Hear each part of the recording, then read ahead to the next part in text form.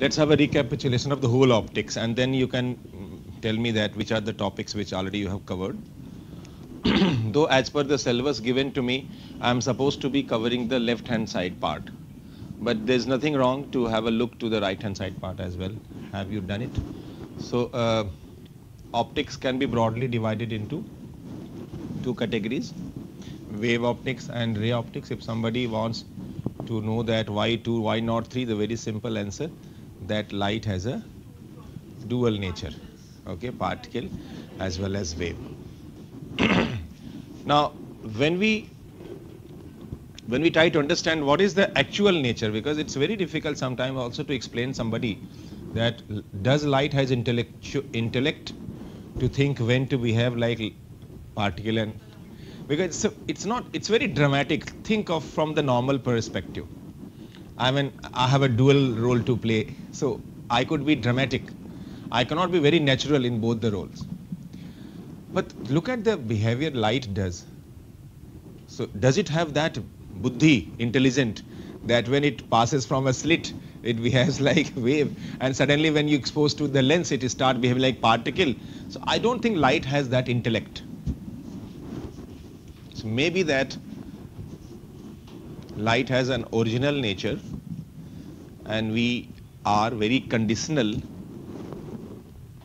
in certain example where the phenomena which light possesses we fail to explain on the basis of one nature, and then we suddenly surrender, and then we start thinking, nahi yaar, isse to ho nahi raha, let's take another nature. So it's our problem. It's our inability to put light into a single form and then explain the people around that these are the explanation, these are the different phenomena which the light possesses. But anyway, this is how the world is, this is how the science is, okay. We discover because we need. So abhi tak to yahi hai ki light has a dual nature, it has wave as well as particle nature. Certain phenomena can be explained only by wave nature, and certain phenomena can be explained only by particle nature, okay. So when we talk about wave optics, I have written original optics because somewhere I also feel that if you ignite the light source will never go in one direction. Light from a light source will always go in all direction, and this all direction technology, all direction notion must be a wave notion. It cannot be a particle. If I throw pen, I don't think this pen will hit simultaneously all the people in this room. अगर मैं sir को hit करूंगा तो sir को ही लगेगा, madam बच जाएंगे. मेरे पास ऐसा मैजिकल पेन है भी नहीं कि एक बार मारो सबको लग जाए पेन ऐसे पर. But look at the sound. When I am speaking, everybody is hearing. Even अगर मैं सर की तरफ मुंह करके बोलूंगा फिर भी आप लोग सुनोगे, because the sound originally has which nature? Wave nature. So the particle has a very specific directional movement, whereas the wave has a very general directional movement. So that is why, since light source has got a very general movement nature, therefore original nature of the light we must consider as a wave, not as a particle. So what are the topic? Okay करो sir. अरे इतना okay नहीं.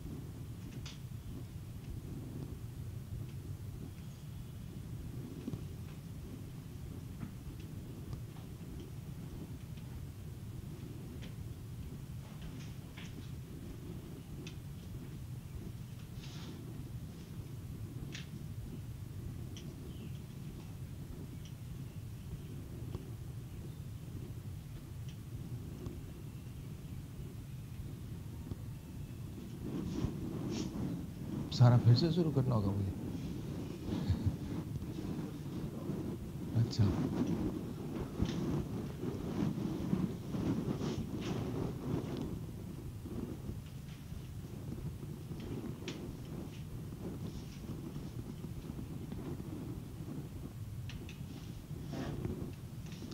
So keep telling me whether you have covered these topics. Have you covered Huygens principle?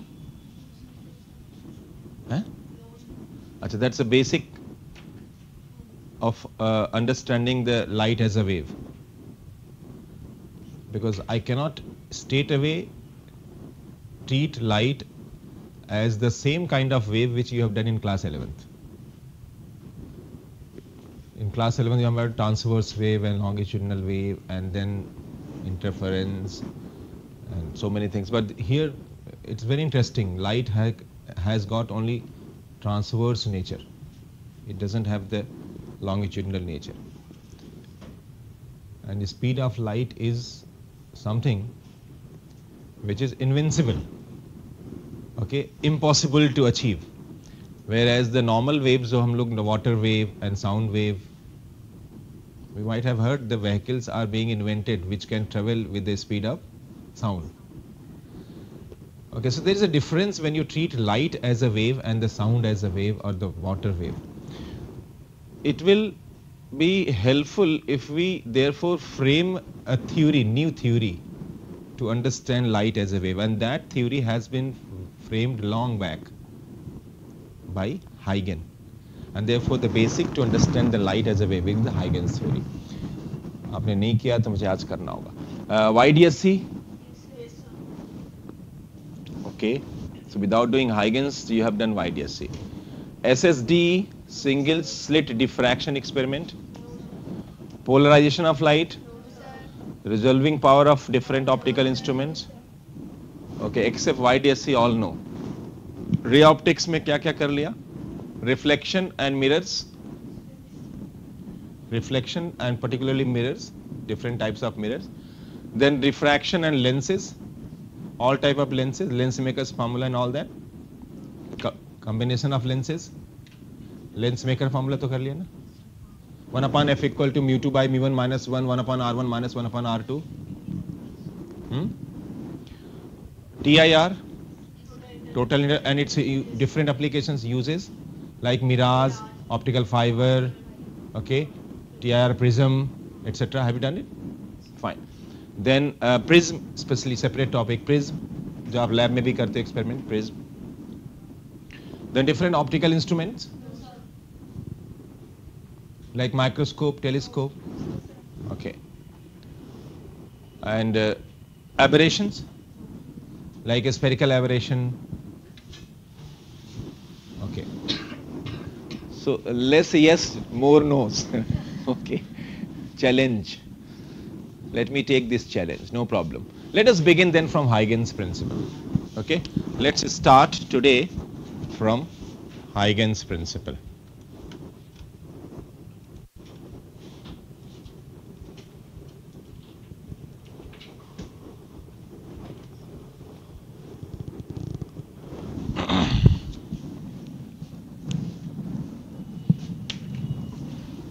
So light is a wave.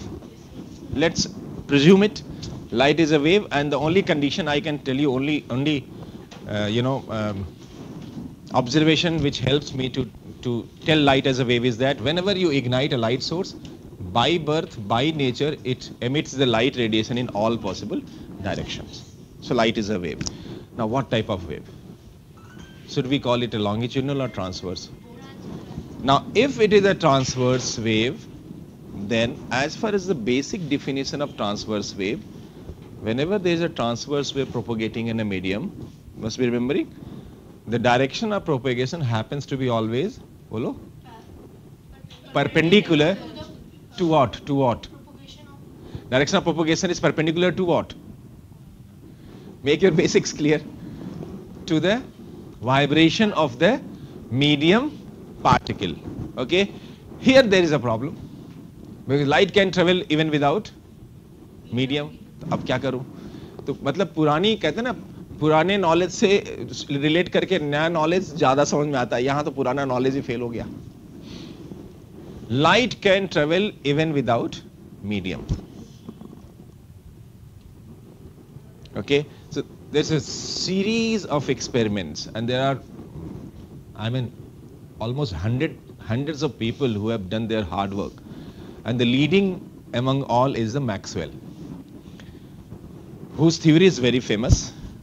Okay, you might do in engineering later on, Maxwell's theories of the electromagnetic waves. थोड़ा सा हल्का सा portion 12th में भी डाल रखा है CBSE ने, जिसको आप EMW इलेक्ट्रोमैग्नेटिक वेव में करोगे. There the teacher might have taught, अगर पढ़ लिया तो, या पढ़ाया जाएगा, light consist of electric field and magnetic field. Both the fields are not only perpendicular to each other, they are also perpendicular to the direction of propagation. So let's accept this model, क्योंकि that's a part of our syllabus, वो in any case आपको पढ़ाया जाएगा. So if I simply try to draw light as a transverse wave, then it is going to be like this. This is the direction of propagation. Okay, and this is the electric field. For example, this is the electric field. The arrows which I am drawing, they are representing electric field. So electric field is along y-axis, propagation is along x-axis. I can draw always another axis called z-axis, and therefore, since condition says that electric and magnetic field is perpendicular, they are perpendicular, so I have to draw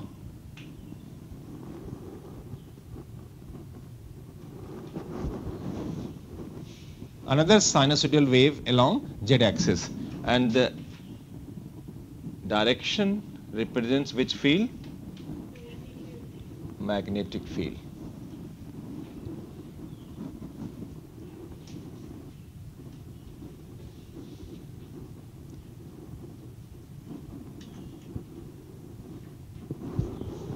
So this is how the light can be represented. In some books, आपके cover पे, किसी किताबों के cover page पे भी ये diagram मिलता है, ठीक है? This is a very popular figure, popular diagram. हाँ, anyway, it's very difficult, children, to explain anything to you for wave without medium, because the perceptions जो दिमाग में बना हुआ है, that is with medium. Remember, we used to talk about y is equal to a sine omega t, then suddenly a sine 2 pi t by t minus 2 pi x by lambda, x is the displacement of the wave, and so many things. So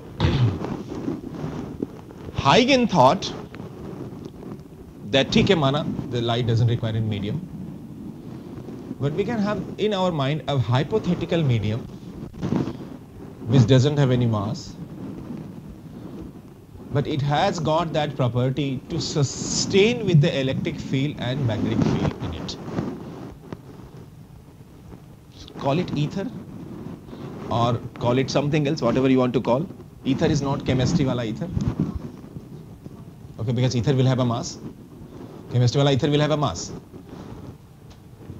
But let's assume that I'm going to now further put points where that particle, where you know that electric field can propagate even in vacuum.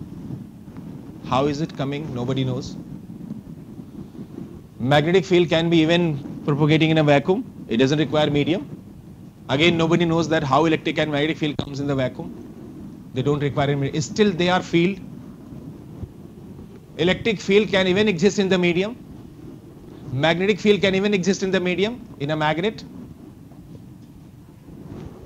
So probably the domain where I'm trying to stuck here with you is something debatable. Okay, debates can be done over. Let's don't have a debate here, how light propagates in the vacuum and medium and all that. This is really a subject matter of the theoretical physics of higher classes.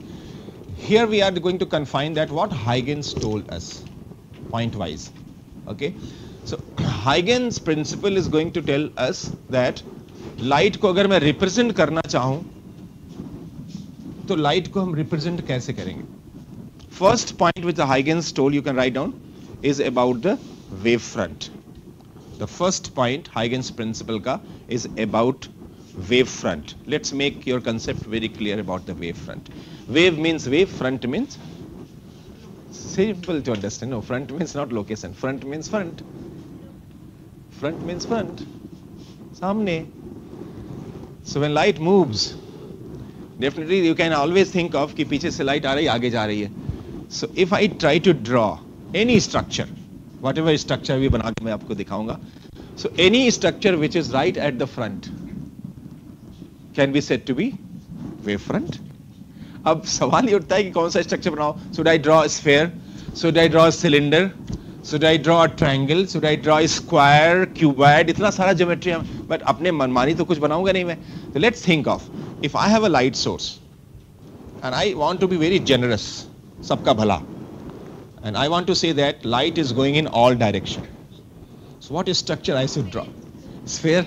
But if this light source happens to be tube light, see how obvious it is to think, how very obvious to think that this wave front could be obviously drawn on the basis of the type of source of light.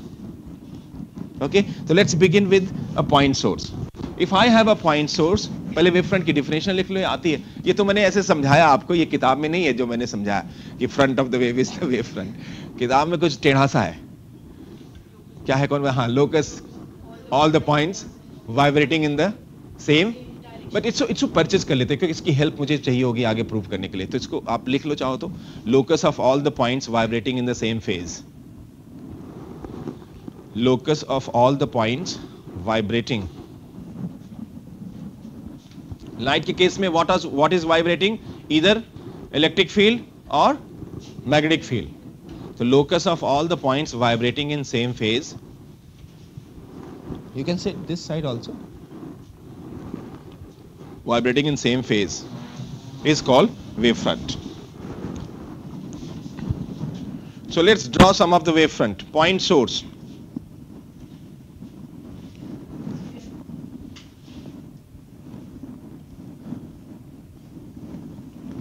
So these are the wavefronts. Okay? How to represent the propagation of light? So if light is at the center, all these directions जो मैं show कर रहा हूँ, are they perpendicular to the wavefront? So this become another very significant point. हो सकता है आगे किसी और source के लिए भी valid हो. And what is that? Wavefront are always perpendicular to the direction of propagation. Next point लिख लो.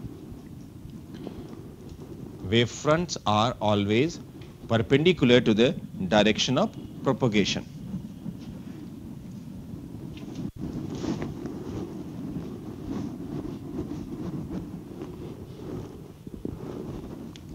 What is sun? Point source? Firefly? Jugnu?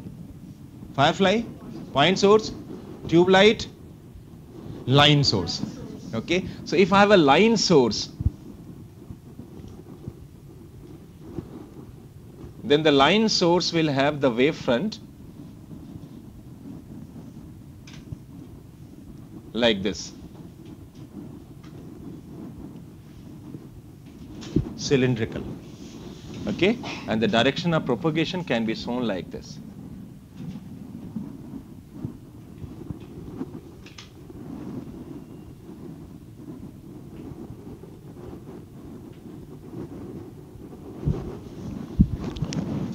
ठीक है. Torch, by origin it is a point source, but somehow we keep a mirror, concave mirror. Torch तो देखा होगा ना. So because of the concave mirror, it becomes neither a point source nor line source. Okay, it is none of the two these type of sources. So it becomes just the kind of source which just keep emitting the light parallel. So I can say that torch just behaves like sun, because sun से भी lights are coming as if from infinity, और torch से भी हम कोशिश यही करते हैं कि parallel ray निकालें ताकि दूर तक जाए. सन तो पॉइंट सोर्स है, लेकिन डिस्टेंस इतना ज्यादा है कि सन से हमारे तक लाइट पहुंचते पहुंचते पैरेलल हो जाती है। जैसे मैं ये 2 लाइन लेके चल रहा हूं, देखो ये 2 लाइन यहां से स्टार्ट हो रही हैं, और ये हो सकता है यहां पर कोई ऑब्जर्वर कहे कि ये दोनों पैरेलल हैं, क्योंकि सोर्स से बहुत दूर है। यही कहानी सन के लिए है। ठीक है, is it okay?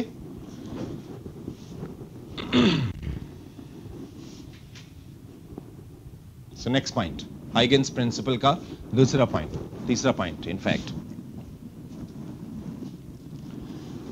Now how is it moving?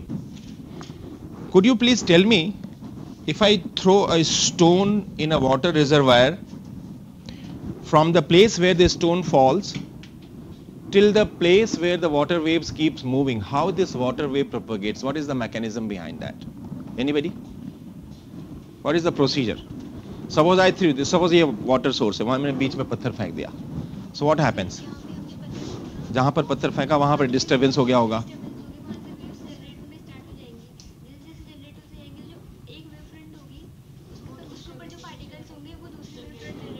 Let's fix responsibility here. Who is responsible for the wave to reach at the bank or far away from the place where the stone? Is it the stone responsible? So probably stone is responsible for generating the wave in the vicinity where the stone has fallen down. Rest of the responsibility has been taken care by the medium particles.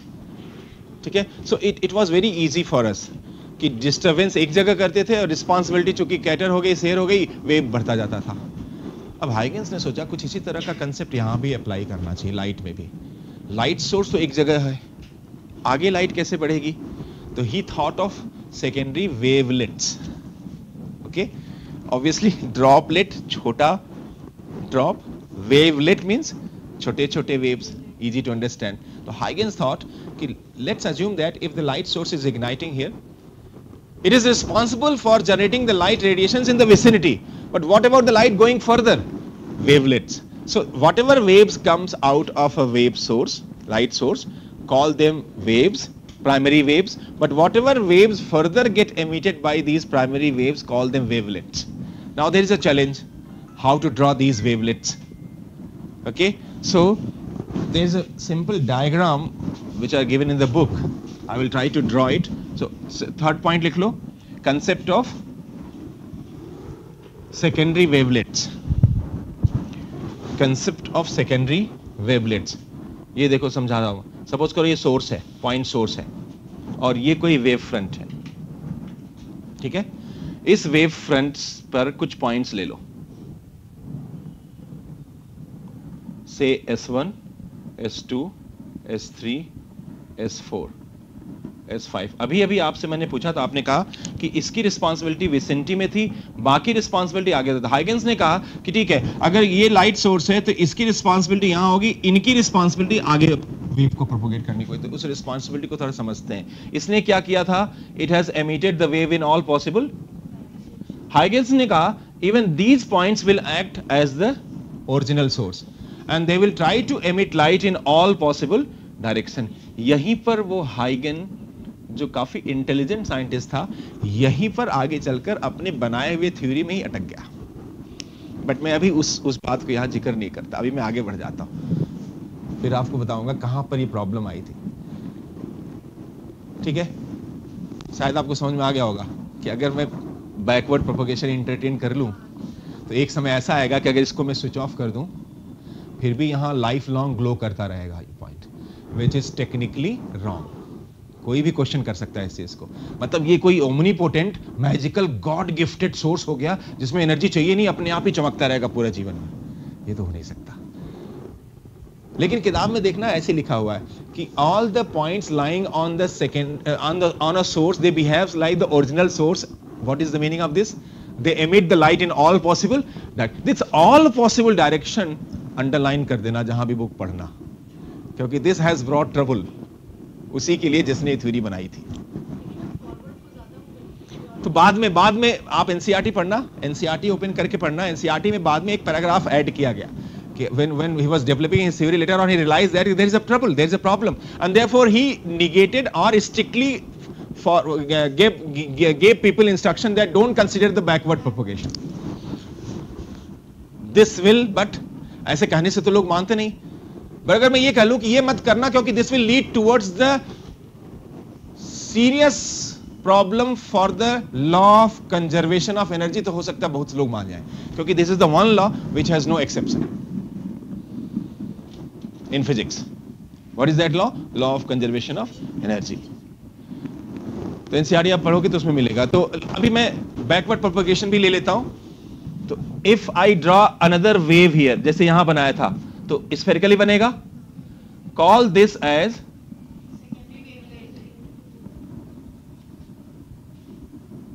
अब एक ने कहा sir इतना छोटा क्यों बनाया आपने, तो मैं बड़ा भी बना सकता हूं. छोटे बड़े में फर्क क्या हुआ, सिर्फ रेडियस तो चेंज होगा. और रेडियस चेंज होने का क्या मतलब हुआ कि जब मैं ये रेडियस लेता हूं मान लो r1, तो r1 क्या होगा, c delta t. What is c? Speed of light. What is delta t?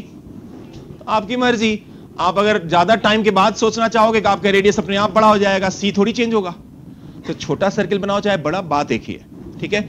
तो if I draw similar radius वाले सर्किल्स यहां पर सब में, अभी तो ये दूर दूर नजर आ रहे हैं, लेकिन अगर मैं और बड़े बड़े सर्किल बनाऊंगा तो ये ओवरलैप भी करेंगे. ठीक है. Is it okay? अब अगर मैं पॉइंट्स सारे दिखा दूं ऐसे एक एक करके, तो कितना भी छोटा बनाऊंगा ओवरलैप करेंगे. एक पॉइंट के बगल में पॉइंट है था, तो अगर मैं इसका सर्किल बनाऊं, छोटा ही बनाऊं, तो दूसरा जो बगल में पॉइंट है उसका सर्किल छोटा बनाऊंगा तब भी ओवरलैप करेगा. इसका मतलब ओवरलैपिंग तो मस्ट है. ठीक है. अब जब सारे इस तरह से डेंसिटी में सोचना, जब ओवरलैप कर जाएंगे तो आपका लगता नहीं कि ये जो सर्किल का जो पेरिफेरी है उसके जस्ट बगल में दूसरे सर्किल का भी पेरिफेरी होगा. इसका मतलब आई am not wrong when I draw like this.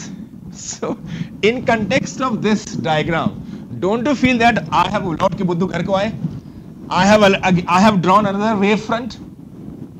So I could say that the secondary wavelets in a way they become responsible, जो मैंने शुरुआत की discussion, they become responsible for propagating the light further. So what I have told in the beginning that एक source होगा, उससे wave front निकलेंगे, wave front आगे बढ़ेंगे. एक्चुअली जो वेव फ्रंट्स मैं बना रहा हूं, बनाता जा रहा हूं, ये वेव फ्रंट्स कुछ नहीं है. They are the manipulation of the secondary wavelets. ठीक है. तो ये पॉइंट इसलिए हाइगेंस ने दिया था जो इंपॉर्टेंट है, नोट कर लो. all the points lying on a primary source, all the points lying on a primary source behave like original source.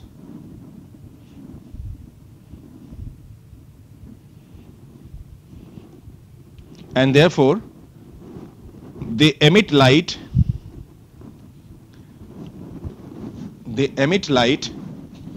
in all possible direction.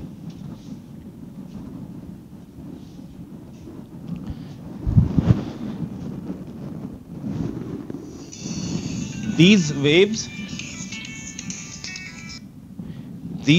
are called secondary wavelets.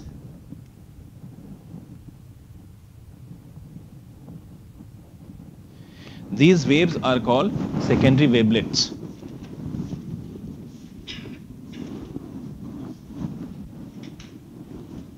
ठीक है. तीनों points clear हो गए. Wave front is always perpendicular the direction of propagation. Wave front की definition and secondary. ठीक है. Clear है. Even if book में 5 पॉइंट या 6 पॉइंट या 7 पॉइंट आपने कभी पढ़ा हो या पढ़ लेना किसी भी बुक में, इसमें मैं चाहूँ तो 1-2 पॉइंट्स और बना सकता हूँ. कुछ किताबों में मैंने देखा ये लिखा हुआ है कि the envelope drawn touching all the secondary wave front, एक अलग पॉइंट है हाइगेंस का. एनवलप ड्रॉन, एनवलप मतलब ये जो मैंने बनाया, touching all the secondary wave front gives the new position of the wave, जो मैं समझाया भी मैंने आपको, वो भी अलग से एक पॉइंट बना दिया. जबरदस्ती का पॉइंट्स बनाना नहीं है. तो हाइगेंस प्रिंसिपल के 3 मेजर पॉइंट्स हैं. ठीक है. वेव फ्रंट की definition, the property which I told you. एक पॉइंट चाहो तो और लिख लो, क्योंकि कभी कभी ऐसा हो सकता है कि अचानक से मीडियम बदल जाए. तो क्या होगा, जैसे लाइट एयर में जा रही थी, सडनली वाटर आ गया, वाटर से डायमंड आ गया. देन अभी तो सी डेल्टा टी, मैंने सी क्या बोला, what is C? Speed will change, and if speed changes, the c delta will change, the radius will change. That's the wave front which enjoying, that wavefront is going to also change. इसका size बदल सकता है, shape बदल सकता है. तो एक note कर लो, the speed of light remains same as long as the medium remains same. ये मेरी मजबूरी है. यही बाद में रे ऑप्टिक्स में प्रूव भी किया. रिफ्रैक्ट इंडेक्स का कंसेप्ट बता के आपको बताया गया होगा, याद होगा कि because of the refract index speed of light changes. But यहां मेरी मजबूरी है ये एज अ पॉइंट बताना, एज अ लॉ बताना आपको कि as long as medium remain same the speed of light remain same. क्या मजबूरी है कि I have to retain the shape of my wave front. That is possible only when the medium remains the same.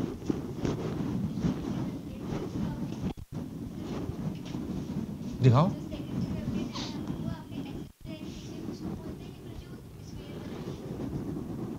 हाँ, ये है secondary wavelets. ये सारे, ये जो बना ये है new position of the wave front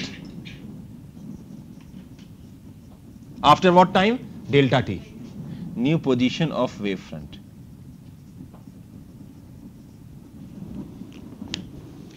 ठीक है, is it okay? I hope I made it very clear. Now let me ask you few questions diagrammatically. I expect that you are going to answer. Suppose I have a light rays, not waves. They are moving in this direction. I ask you that where is the wave front? Can you draw the wave front? These are the direction. So such a wave front is known as. दुनिया में आज तक कोई ऐसा light source नहीं बना जो इस तरह का वेव फ्रंट पैदा करे. लेकिन सन से जो लाइट आ रही है वो हम तक पहुंचते पहुंचते कैसी बन जाएगी? तो I can say that by and large अगर लाइट सोर्स बहुत दूर है हमसे तो the wave front reaching to us can be assumed to be which type? Plane wave front. समझ आ गया? Now suppose rays are like this. Are they converging or diverging? So draw the wavefront. Call them as बोलो concave या converging wavefront. Converging wavefront. ऐसे perpendicular वाला condition disobey हो जाएगा और उसको ओबे करना अब आपका धर्म बन गया क्योंकि हाइगेंस प्रिंसिपल फंडामेंटल हो गया हमारे आपके लिए. एक और डायग्राम बनाते जाओ. Keep drawing.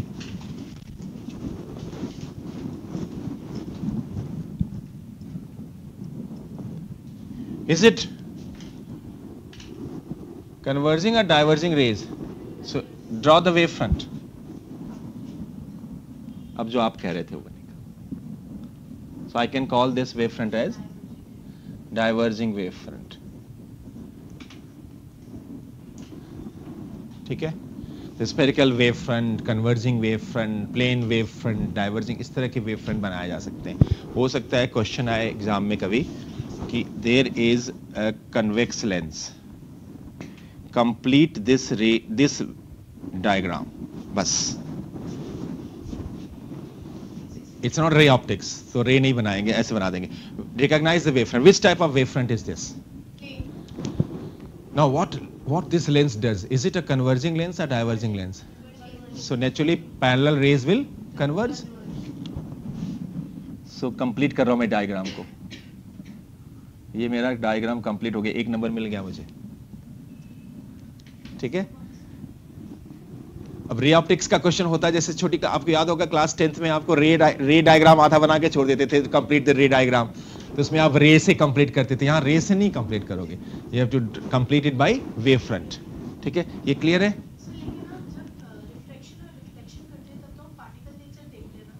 मैंने शुरू में ही बोल दिया था कि ये हमारा आपका अपना प्रोवोकेटिव है. लाइट को क्या पता कब पार्टिकल कब वेव की तरह बिहेव करना. मैं यहाँ मना नहीं कर रहा हूँ कि लाइट रे की तरह बिहेव नहीं कर रही है. ये तो मैं आपको एक सुविधा डेवलप कर रहा हूँ. आपको एक ज्ञान पहले से पता था, मैं एक और ज्ञान पैरेलल बता रहा हूँ. ज्ञानी बन जाओ.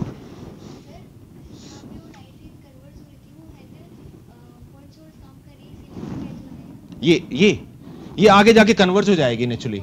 वो पॉइंट सोर्स बन जाएगा, फिर आगे कन्वर्ज होकर वहां रुकती नहीं, फिर आगे फिर डाइवर्ज होगी, जहां कन्वर्ज होगी उसके बाद डाइवर्ज भी तो होती है, अगर होने दोगे तो, कुछ ऑब्स्टेकल नहीं रखोगे तो। ठीक है, एक और डायग्राम बना देता हूं, keep drawing.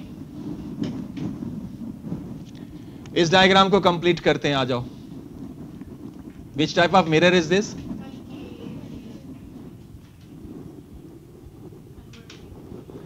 Complete. This is incident wave front, and this one is refracted wave front. This is incident, and please tell me the refracted. ठीक है? It is reflected now, not refracted. Complete this diagram.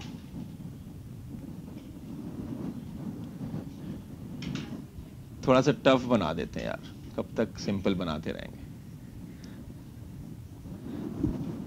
इसको complete करते हैं। I have a mirror, convex mirror, and I have incident wavefront which is diverging in nature. So complete this.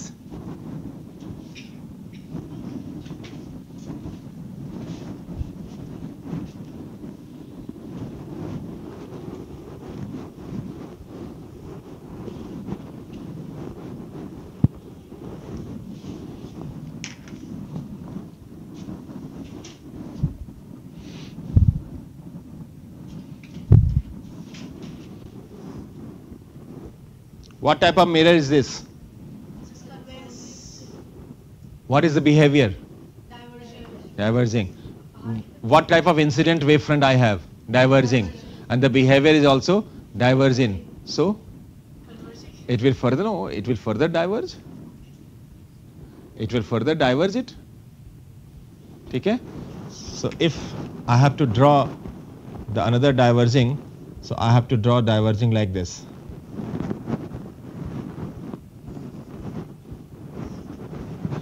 Why I have changed this direction, arrow direction? Because this is a result of reflection. So even incident is diverging, but in that direction, reflected is also diverging in the other direction. So this will be the answer. उसके सामने ही बनेगा, पीछे तो जाएगा नहीं, तो उसके सामने बना दो, इसके इधर बना दो चाहे इधर, वो फर्क नहीं पड़ता, बस नीचे लिख देना डाइवर्जिंग रिफ्लेक्टेड वेव फ्रंट। एक और last,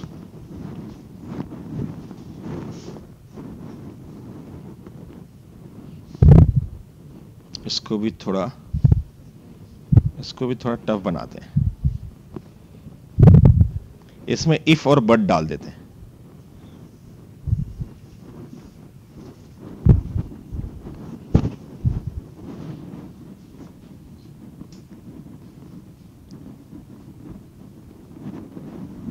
Try this.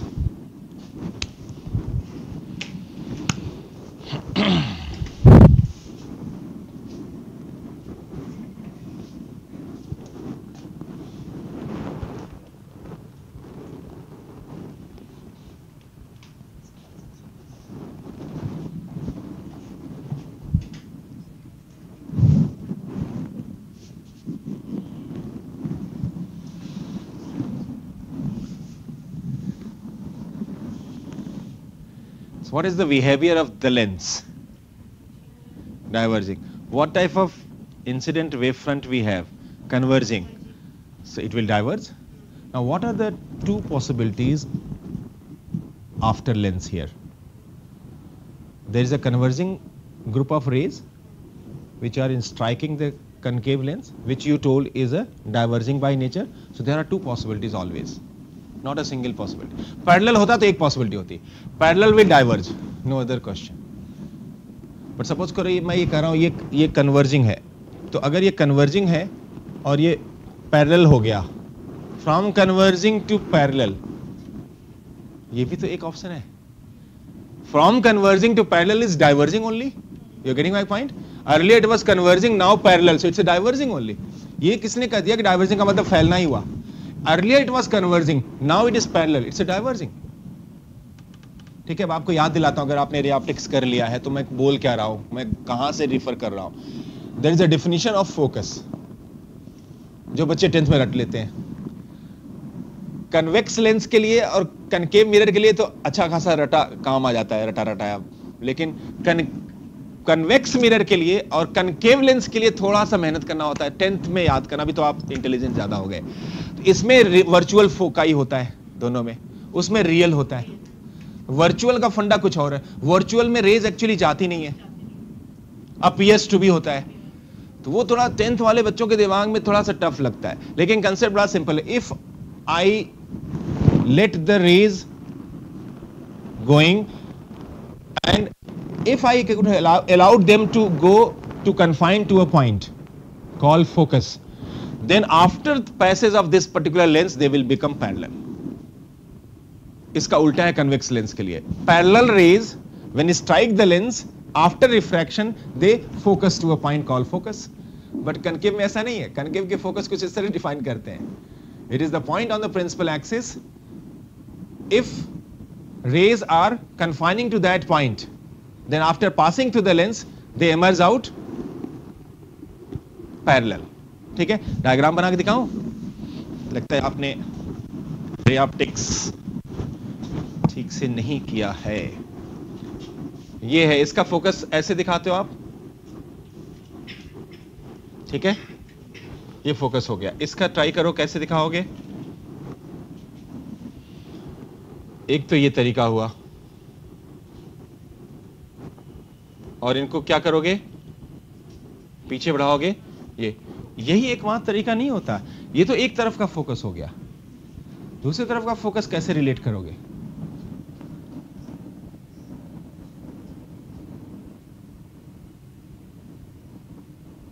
As if ये यहां जाते, जाने नहीं दिया आपने, बट अगर ये जाते तो वहां पर वो जाकर इकट्ठा होते। चूंकि आपने जाने नहीं दिया, बीच में क्या डाल दिया? ये फोकस की दूसरी डेफिनेशन है, बीच में लेंस डाल दिया। अब ये लेंस क्या करेगा? इसको डाइवर्ज करेगा। चूंकि ये फोकस पे जाकर फोकस हो रहे थे, इसलिए डाइवर्ज भी इतना नहीं करेगा कि पूरा डाइवर्ज कर देगा, सिर्फ पैरेलल निकालेगा। So parallel, diverge, and when you trace them back appears as if coming from the focus. They were already going to focus. Then you put a lens, and now the lens will diverge it, and because the lens has diverged it, it will now pass parallel. ठीक है, उस angle से यहां दो options बनते हैं, क्योंकि मैंने एक कंडीशन लिया है। ये जरूरी नहीं कि सारे जो कन्वर्जिंग रेज होंगे फोकस पे ही आएंगे, हो सकता है कोई ऐसे कन्वर्जिंग रेज जो फोकस पे ना आते। सोचो तो क्या होता, जो फोकस पे नहीं आते वो डाइवर्ज होते, लेकिन वो पैरेलल नहीं निकलते। तो इसका मतलब यहां दो ऑप्शंस हैं। कौन कौन से दो ऑप्शन है? ड्रॉ कर दूं? एक तो पैरेलल और दूसरा डाइवर्ज। तो you have to draw both wave front as an answer, okay. या फिर अगर एमसीक्यू लेवल का क्वेश्चन होगा तो you have to choose that option जिसमें दोनों दिया हो, ठीक है। One is this option number 1, parallel, okay, and another is this,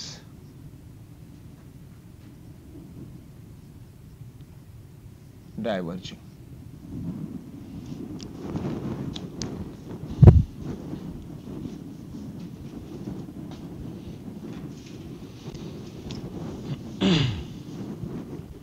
I have made you clear. So let's now try to utilize it to prove two basic laws which light possesses: reflection and refraction. These are the two basic laws. दो again debate करोगे, कभी time रहा या कभी आप आपस में करना डिबेट, तो लाइट एक ही फेनामेना पोजेस करती, that is called scattering. Rest of the phenomena is the manipulation of this. ठीक है, मुझे किसी समय किसी ने समझाया था, आज भी मुझे याद है, कि अगर हम ऑब्स्टेकल जो लेते हैं उसका साइज छोटा रखें, बहुत छोटा, और उस पर लाइट डालें, तो light will deviate some here some here, that is called scattering. जैसे जैसे ऑब्स्टेकल का साइज बड़ा करते जाओगे, अभी भी वही होगा जो पहले हुआ था, लेकिन अब बजाय ऐसे ऐसे जाने के ऑप्शन ही नहीं है। अब क्या होगा? So reflection is a manipulation of scattering provided the size of the obstacle becomes more. When you allow the light to pass from denser to rarer, rare to denser. Scattering. अच्छा size, हाँ एक फ्रेसनेल्स distance करके होता है, वो भी करोगे, हाँ कर बताऊंगा. It is the distance up to which the light waves travel without significant divergence, called Fresnel's distance. उसका एक फॉर्मूला भी है, a square by lambda, where a is the size of the obstacle and lambda is the wavelength. ठीक है? So scattering is the ultimate phenomena where light actually strikes on a particle, okay, and as per the size it just scatters around. But let's do reflection, चूंकि आप बहुत पहले से करते हैं. Let us take reflection as a phenomena with light possesses and law of reflection को prove करते हैं. उसमें से एक law तो prove करने की कभी आपको जरूरत हुई नहीं, जब आप छोटे तब भी, हाँ line the same pen, तो आज भी नहीं होगी जरूरत. एक ही प्रूव करते हैं, नहीं वो I equal to R prove करते हैं. ठीक है, हाँ अच्छा, अगर आप रे ऑप्टिक्स से प्रूव करना चाहोगे, सपोज आपको प्रूव करना है रे ऑप्टिक्स से I equal to R, what is the way? Remember, have you done it ever? Going to the physics lab and then taking a mirror and then putting the pins and then watching the pins and then drawing the diagram and then removing the mirror, having lots of fun gala time, remember? Okay, because कभी किसी का mirror गिर रहा है, कभी कुछ टूट रहा है, कभी कोई पिन नहीं जा रहा, तो पता लगा मिरर ही उठा के ठोकना शुरू कर दिया पिन. ये नहीं सोचे कि पिन लोहे का है, मिरर शीशे का है, मिरर टूट गया. बोले वो cardboard actually has become hard board and therefore it was not going, so हमने उससे ठोक दिया. ठीक है, कई बार हम जब मैं फिजिक्स टीचर हुआ करता था तो कई वैसे कंप्लेंट बच्चों के आते थे. Anyway, but that's a good time when you measure I and R. Even there, just because you actually normally you happens to be very innocent when you watch light and then you use both the eyes open, glaring at the pins doesn't work there. Actually you need to close one eyes. तो बच्चों को उसमें बड़ा मजा आ जाता था. जैसे teacher कहते थे close one eyes, तो कुछ तो ऐसे क्लोज करते थे, कुछ ऐसे क्लोज कर रहे, कुछ ऐसे क्लोज कर रहे. ठीक है, क्योंकि जैसे कभी आई क्लोज नहीं किया एक, और कुछ दोनों क्लोज करे से कुछ दिख नहीं रहा है. अरे भाई दोनों क्लोज कर दिया तो दिख कैसे? तो उनका एक, कुछ लोगों का ना एक ऐसे नेचुरली क्लोज नहीं होता, तो उनको पूरा चेपना होता इधर, तब जाके ऐसे देखते हैं. But the reason behind why you are supposed to be using one eyes, who will tell me? Now come to the physics. Because both the eyes have got a single retina to focus. Brain has the so many of us has got sometimes the problem. Okay, both the eyes, if you look, both the single object will have definitely making the images on both the retinas, and therefore brain has to manipulate. But if you close, the job of the one eye is going to be taken care of. Okay, so visibility, clarity becomes more. So suppose you have done in ray optics. That is an experimental proof. अभी बाद में करना. That is an experimental proof. Even today, there is no theoretical proof of I equal to R available in physics except using the Huygens principle. तो इसलिए आपके syllabus में भी है, मैं करने भी जा रहा हूँ. थियोरेटिकली प्रूफ नहीं किया आपने लैब में वहां जाकर, एक्सपेरिमेंटली प्रूफ किया, मेजर किया I equal to R. But theoretically अगर कोई आपसे पूछ बैठे तो आप यही जवाब दोगे कि that's a law. Let us have a proof. Okay, so write down proof of law of reflection using Huygens principle. Sir एक पेन मांगो, ठीक नहीं चल रहा. Proof of law of reflection using Huygens principle.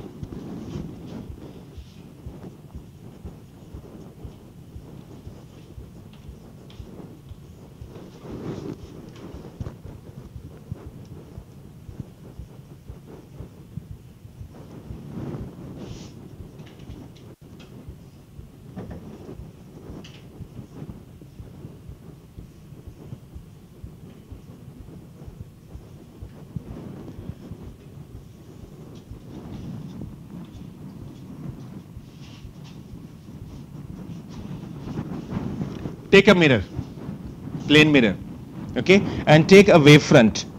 Which type of wavefront is this? So if I continue to move and strike over here,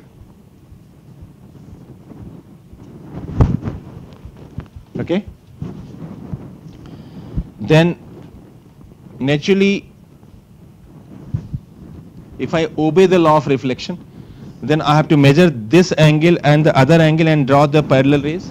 I'm not going to do that, because I have to prove that. Deliberately, I am going to draw another diagram where this angle I have made, दिखाई दे रहा होगा, slightly more than the incident angle, so that at the end of the day we prove that no, I is equal to R. तो अभी मैंने माना नहीं है I equal to R. And इसी तरह से यहाँ भी ले लेता हूँ. So this is which wavefront? Again parallel. So I can say this is incident wavefront and this is reflected wavefront.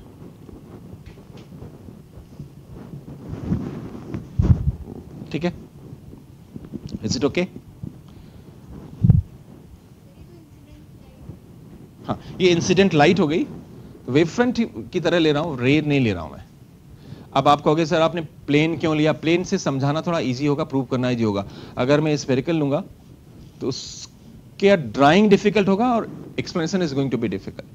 But ये कंडीशन कभी नहीं आता एग्जाम में कि draw prove by spherical not by plane. ठीक है, समझ लो. अब मुझे एक वेव फ्रंट ड्रॉ करना यहां भी, तो can I draw perpendicular? Now this is one of the point of Huygens principle. What was that point? The wave front is always, so this AB is the incident wave front. इसी तरीके से इनमें perpendicular draw कर रहा हूं, इन दोनों पे.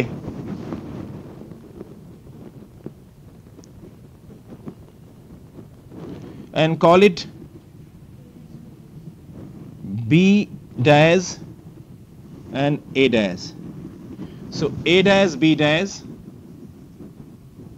is the reflected wave front. ठीक है? What is this angle? 90. What will be this angle? 90. Why? Point Huygens principle. एक भी जगह ऐसा नहीं होगा जहां मैं Huygens principle को स्ट्रिक्टली ओबे नहीं करूंगा. ठीक है, रे मेरी मजबूरी है दिखाना, लेकिन इसको रे में कहूंगा भी नहीं. It is the direction of propagation because we are not doing ray optics.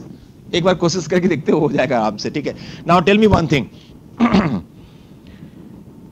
This is i, so this remaining कितना होगा?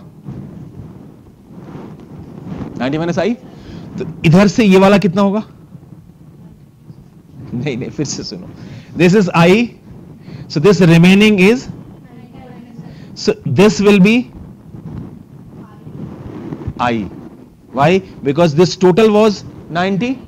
उसमें से ये आप कह रहे हो कि 90 माइनस I, तो इसका मतलब मैं इसको I लिख सकता हूं. इधर से देखो, this is R, so the remaining ये छोटा सा 90 माइनस R, तो इस तरफ से ये कितना होगा?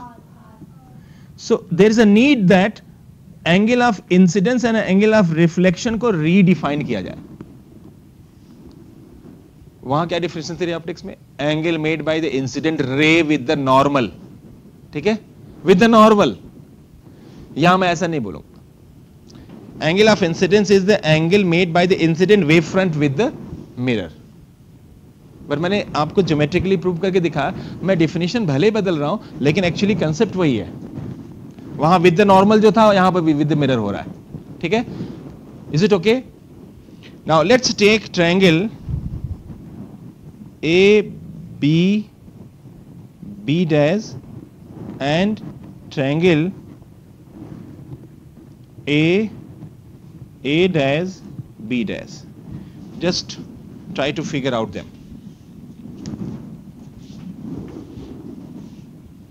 देख लिया? Two of the angles are right angle each. One side is common. यहां तक तो ठीक है. ठीक है, one side is common and one angle is right angle. If I can get one more side, I might get the congruency conditions proved and therefore congruent. Now what you said, please repeat. On what logic?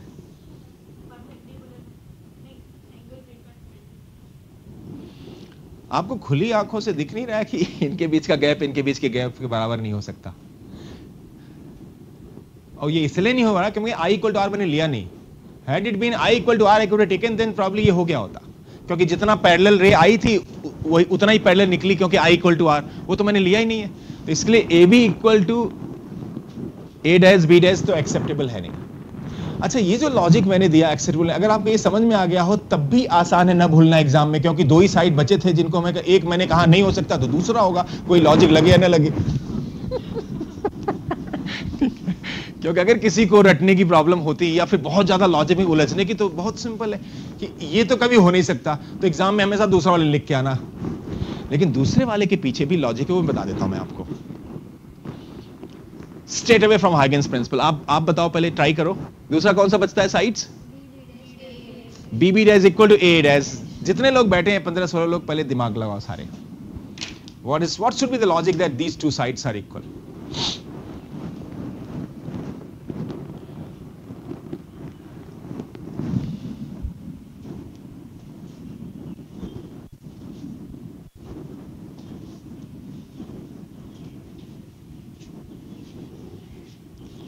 Note कर लो दो चीजें जो बताया आपने. Angle B is equal to angle A dash is equal to, और AB dash is equal to AB dash common. ठीक है, और ये भी लिखी लो, AB is not equal to A dash B dash. Why? Because we have not taken angle I is equal to angle R. Last में जो बच गया, A dash is equal to B dash. But the region, exam में reason मत देना, तभी number मिल जाएंगे.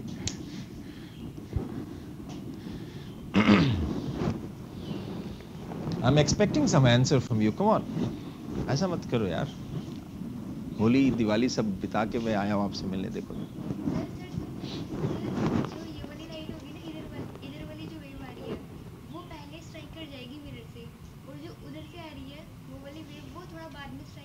तो माना टाइम का डिफरेंस होगा, ठीक है, तो जब तक वो वहां पे पहुंचेगी तब तक वो वहां पे पहुंच जाएगी.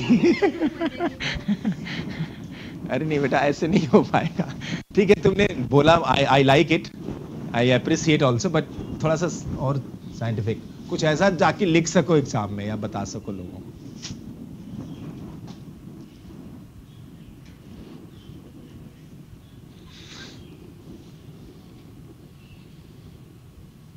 हेलो,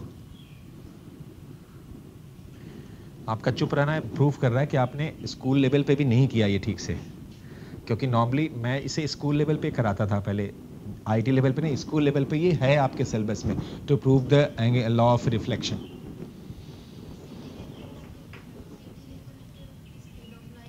सी डेल्टा टी इक्वल रखें, ओके, तो स्पीड ऑफ लाइट सेम होगी. डेल्टा टी किस लॉजिक से सेम होगा?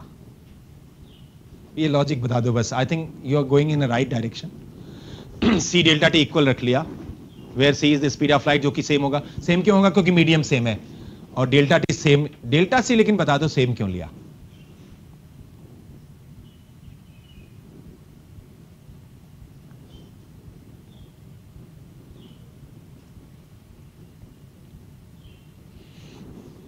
चलो अब सुन लो. Okay, come on, listen here. Can you draw any wave front further? इसके बाद, या this is the last in this sequence? Is this the last in this sequence of incident wavefront? Can anybody draw any other wavefront? Why? Because this is the last point. इसमें तो points हैं भी. That means this is the last incident wavefront. Can you draw any wavefront before this? So this is the first reflected wavefront. The last in that sequence, the first in this sequence happens to be consecutive. Yes or no? Consecutive का मतलब यही होता है ना, एक के बाद दूसरा. तो मैंने ये प्रूव किया कि वो आखिरी है, ये पहला है, इसका मतलब दोनों consecutive है. Now, what is the meaning of two wavefront being consecutive? Go back आज की क्लास की शुरुआत में, ये दो consecutive wavefront हैं. If I take a point here and another corresponding point here, then the distance are going to be same. Why? Because time will be same and c is same. आप कहेंगे time कैसे same हुआ? क्योंकि speed same है.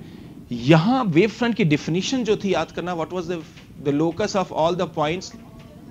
That means if the phase of this is phi1 and the phase of this is phi2, what is the phase difference between these two? Between these two? Phi2 minus phi1. And what is phase difference? Omega t. Omega is something which cannot be changed. So t remains same. So अच्छा phase difference क्यों same लिया मैंने? Because the definition of the wave front. So इसका logic सुन लो. अब ढंग से इसका logic क्या होगा एग्जाम में हम लिखवा देते हैं. AB and BB dash are AB and A dash B dash are two consecutive wave fronts. As per the definition of the wave front, the phase difference between the corresponding points lying on these two wave fronts will remain same. That proves that the time taken by the waves, जो तू बोल रही थी, आपने भी time का ही बोला था लेकिन बोलने का लहजा दूसरा था.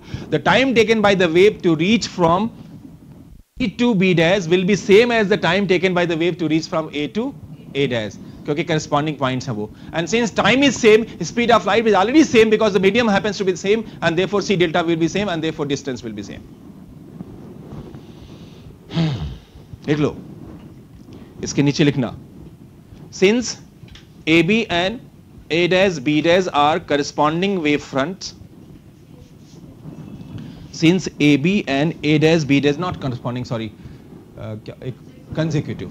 Since AB and A dash B dash are consecutive wave fronts,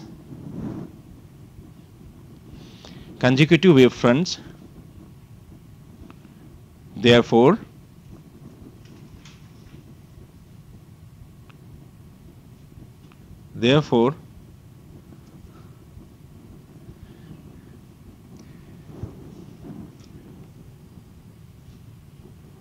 the time taken for waves to move from A to A dash, the time taken for waves to move from A to A dash will be same as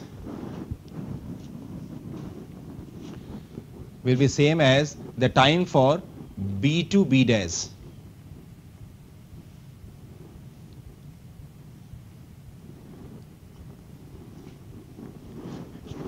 ठीक है? Is it okay? So distances are equal. Bracket में लिखो c delta t same. Now which criteria is this? RHS. ठीक है? Right angle, hypotenuse and side. So angle I is equal to angle R. Hence proved. Using RHS criteria, they are congruent.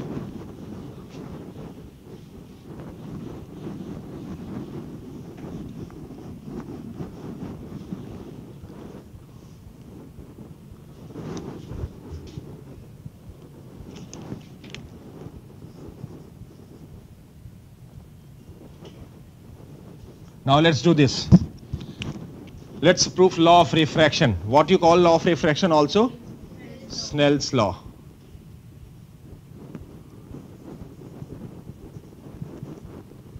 Let's prove it. What is that? There is a catch. There is a catch in this. Sin I by sin R is equal to constant. ये तो हमने चलो 10th में भी किया था, but there is a catch in this. Sin I by sin R. What is I and what is R? Angle of incidence and angle of reflection. And what is that constant equal to? Nobody knows. वो तो आप ray optics के हिसाब से बोल रहे हो. Refractive index, अभी तक तो रिफ्रैक्टिव इंडेक्स मैंने बात ही नहीं की. So what is this constant equal to? क्योंकि ये तो आपने, अगर आप कहते हो mu2 by mu1 या समथिंग रिफ्रैक्टिव इंडेक्स, सॉरी, अब तक वेव ऑप्टिक्स में रिफ्रैक्टिव इंडेक्स का कोई ग्राउंड नजर तो आया नहीं, क्योंकि हमारे जो बेसिक पॉइंट्स हैं उनमें कहीं भी जिक्र नहीं है, तो जबरदस्ती डालने की कोई जरूरत नहीं है. बट एक चीज की ऑलरेडी मैंने कई बार चर्चा कर ली आपसे. What is that? Speed of light. अब याद करो किसी जमाने में आपको किसी टीचर ने बताया होगा कि द स्पीड ऑफ लाइट का रेशियो भी कांस्टेंट होता है और रिफ्रैक्टिव इंडेक्स के, वो क्लास 8th या क्लास 9th में ही बता दिया जाता है आप लोगों को, C1/C2 या इस तरह से. तो we are going to now prove that very natural result here. Refractive index की मैं चर्चा नहीं करता, मैं प्रूव करने वाला हूं sin i by sin r is equal to constant, और ये जो कांस्टेंट है ये ratio of the speed of light होगी दोनों मीडियम की, जो कि हाइगेंस प्रिंसिपल का एक इंटीग्रल हिस्सा है. ठीक है, उस रिफ्रैक्टिव इंडेक्स वाले नॉलेज को भी कोरिलेट करके फिर हम लोग और रिलेशन निकालेंगे, how to relate the speed of light and refractive index, Cauchy's relation.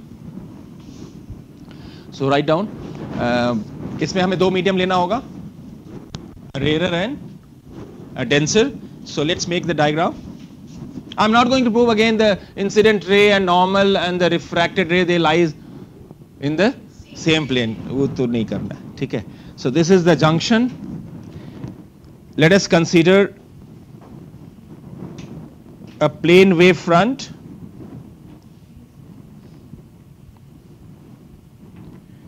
A, B is the plane wave front.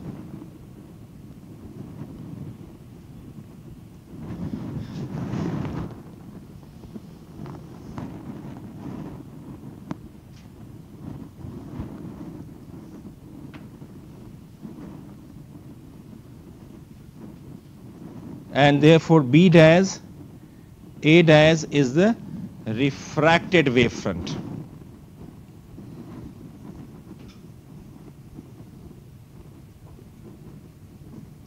Incident wavefront, and A dash, B dash is the refracted wavefront. Angle of incidence, देखो फटाफट, I ये है तो बचा कितना, तो ये कितना हो जाएगा, ये R है, ये कितना बचा रिमेनिंग, ये कितना होगा. So what is the angle of refraction, not in ray optics, wave optics. What is the angle of refraction, angle made by the refracted wave front with the intersection of rarer medium and denser medium. What is the angle of incidence in wave optics, angle made by the incident wave front with the intersection of the rarer and, ठीक है, is the rarer and denser. So write down sin I and sin R from the diagram. Tell me what is sin I and what is sin R. Sin I upon sin R. What is sin I?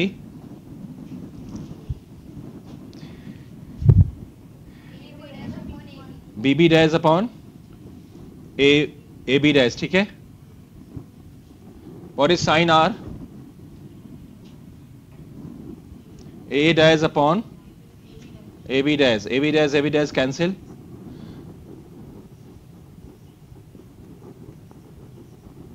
What is BB dash? Distance traveled by the light in rarer medium. That will be the speed of light in rarer medium into time taken. What is AA dash? Distance traveled by the light in the denser medium.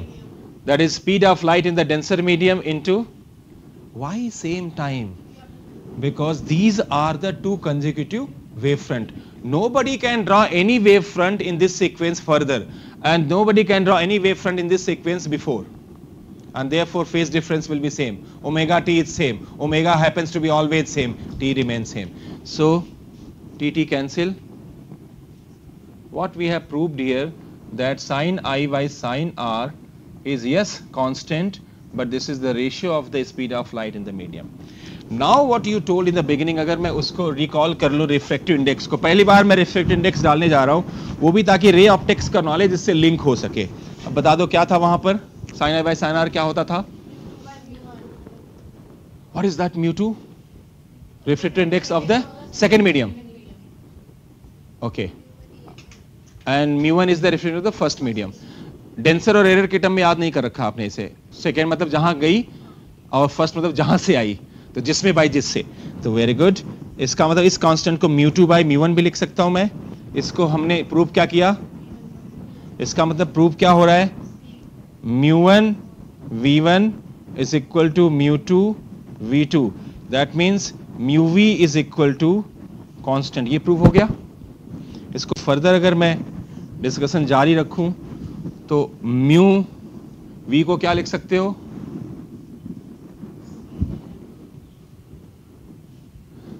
Sorry, new lambda.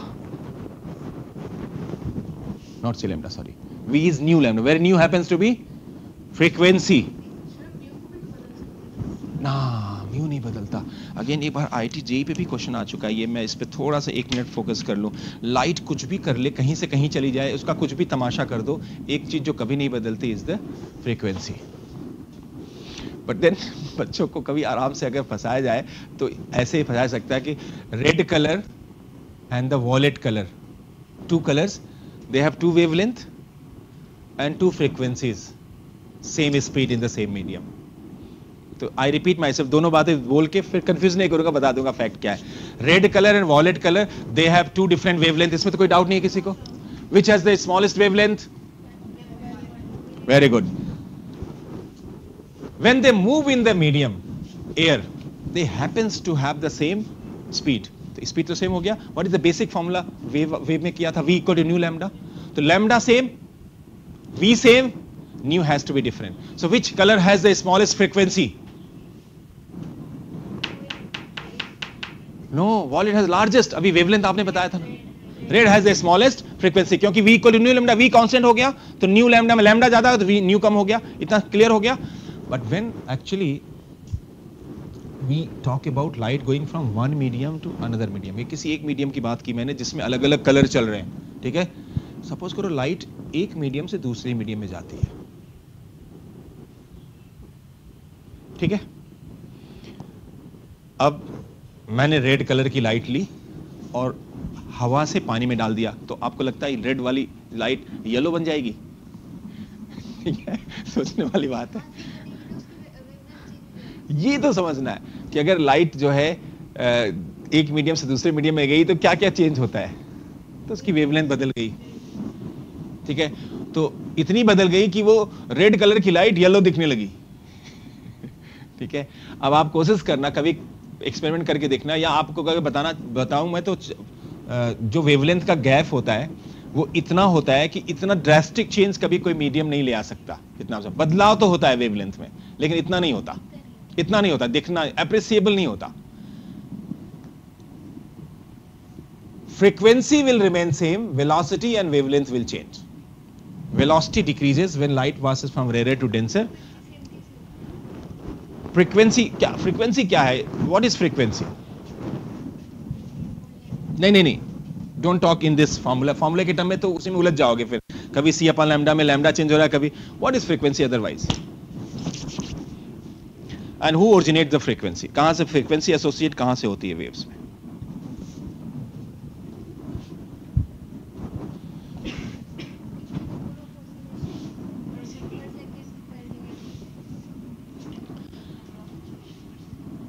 And frequency, therefore frequency is the result of the original source, from where the source get originated. So as long as you don't change that original source characteristic, how can you change the frequency?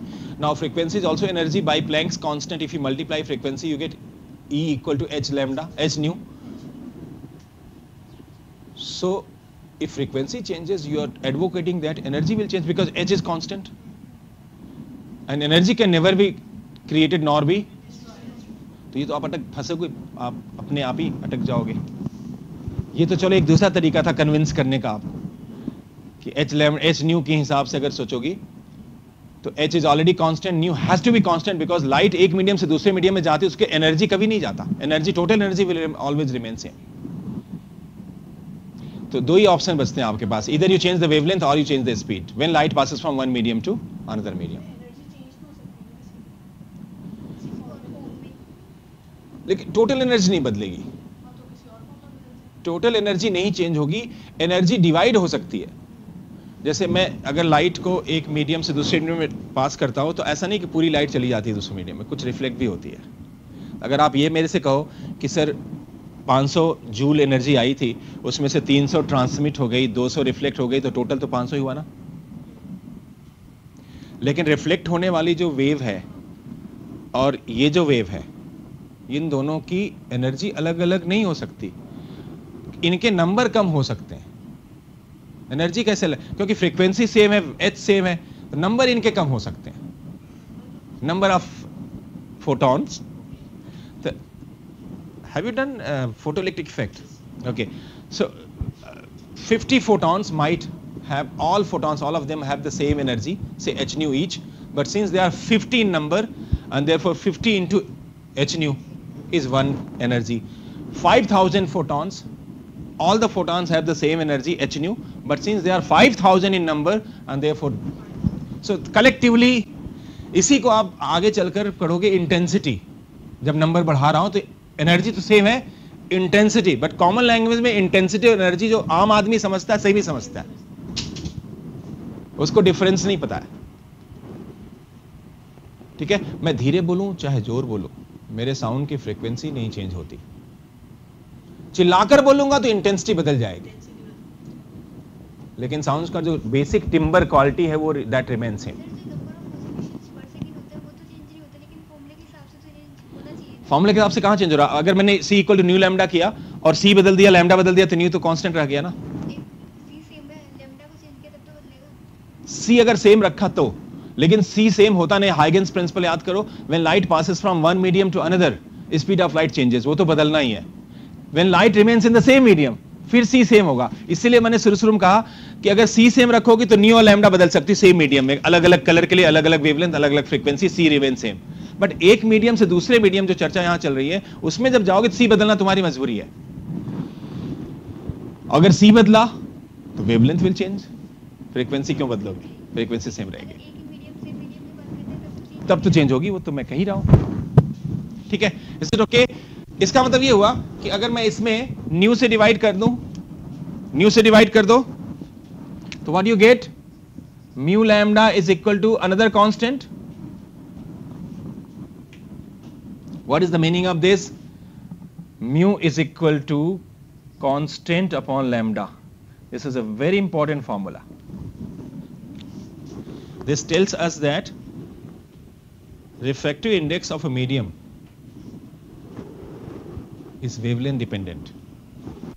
So what is that value of glass जो आपने रट रखा है अब तक, याद हो आपको? Now the question can be asked, 10th में नहीं किसी ने पूछा था आपसे, बट यहाँ जेई लेवल पे या आपके 12th लेवल पे the question can be asked, you need to address that 1.5 what for which colour, क्योंकि फॉर्मूला सेज, और फॉर्मूला भी नेचुरल आया। बाय द वे, कोई जबरदस्ती नहीं कर रहा हूं इस फॉर्मूले को डिराइव करने में, जो हमने हाइगेंस थ्योरी से प्रूव किया हो तो आपको पहले पता था, एक रे ऑप्टिक्स का ज्ञान पहले से आपको मालूम था। So I have reached to a situation where I will say that glass will have a different values of refractive index for different colour.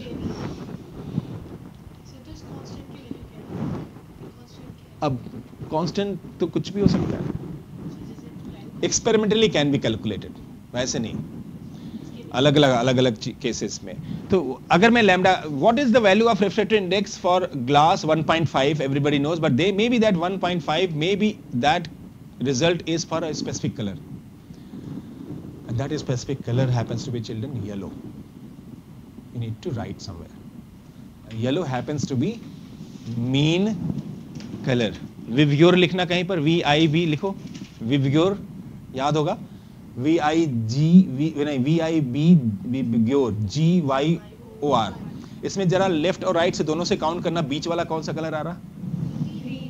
ठीक है, और सर खड़े होके ऑनलाइन अनाउंस कर रहे हैं कि yellow is the mean colour. इसके पीछे भी एक फिजिक्स, एक कंसेप्ट है। चलो बता रहा हूं, मैं वही बता रहा हूं, ठीक है।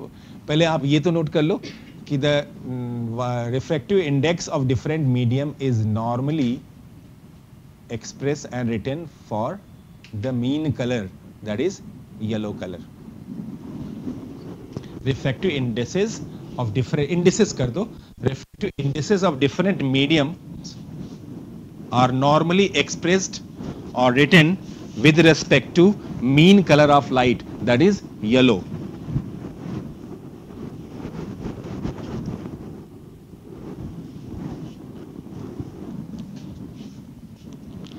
लाइट कौन सी फिजिक्स है? जो सुनाई देती है, जो दिखाई देती है, क्या बात है, ठीक है। तो आंखों की सेंसिटिविटी का ध्यान रखा गया इस पर्टिकुलर चॉइस में। येलो कलर, अगर आई की sensitivity normally वेरिएबली, if I draw the graph of sensitivity of eyes towards the different colors, then it is the yellow color for which the eye is maximum sensitive. Now there is a medical term here, sensitive किस term में होगा उसमें मुझे नहीं ज़्यादा जानकारी है, but since yellow happens to be more sensitive color and therefore yellow is considered to be mean color, not the other color जो कि numbering के हिसाब से आ रहा है, ठीक है। Is it okay? Fine. कहाँ थे हम लोग? यहाँ थे। So red color has the maximum maximum refractive index or the minimum? So for a medium, say water, the red color will have the minimum refractive index. So you told me that prism कर लिया आपने। बहुत दिनों तक मेरा ये doubt रहा था कि एक लाइट आई और वो इस तरह से निकल गई प्रिज्म से, क्योंकि टीचर ने पढ़ाया था कि स्पेक्ट्रम इज फॉर्म, एंड सबसे पहली बार मुझे जब विगोर किसी ने बताया था तो सबसे पहला जो सवाल दिमाग में आया था, जो बहुत दिनों तक रहा सवाल, क्योंकि छोटी क्लास में बता दिया था किसी ने कि यार ये होता कैसे, मतलब वॉलेट नीचे पहुंच गया और रेड ऊपर, ठीक है। वहां ये सब नॉलेज नहीं था, वहां तो सिर्फ रट लिया मैंने कि हाँ yes spectrum is form, wallet is the bottom and the red at the top, but why red at the top and wallet at the bottom? This formula can help you. The same prism is going to offer different refractive index for the different color. This prism will offer least refractive index for which color? And the deviation formula shows that deviation through a prism is given by, remember, क्या है? And therefore if I write color wise, then this delta R, nu R, ये तो same होगा हर colour के लिए। So I told you that lambda is maximum for which colour?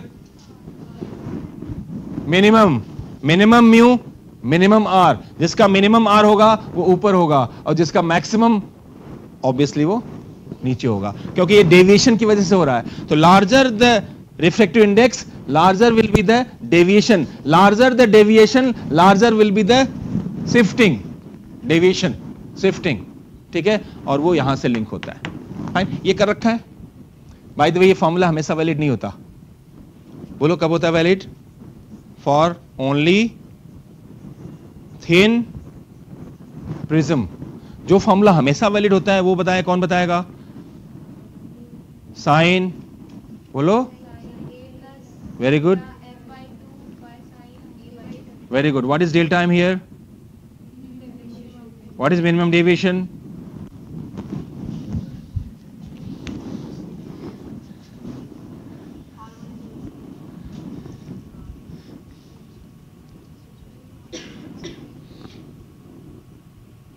What is minimum deviation?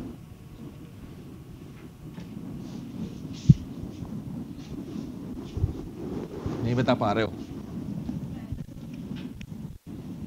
कौन सी ray parallel होती है? नहीं, which becomes parallel? ये when the ray passing through the prism becomes parallel to the base, corresponding to that the deviation is minimum. वैसे concept तो सही है, ठीक है।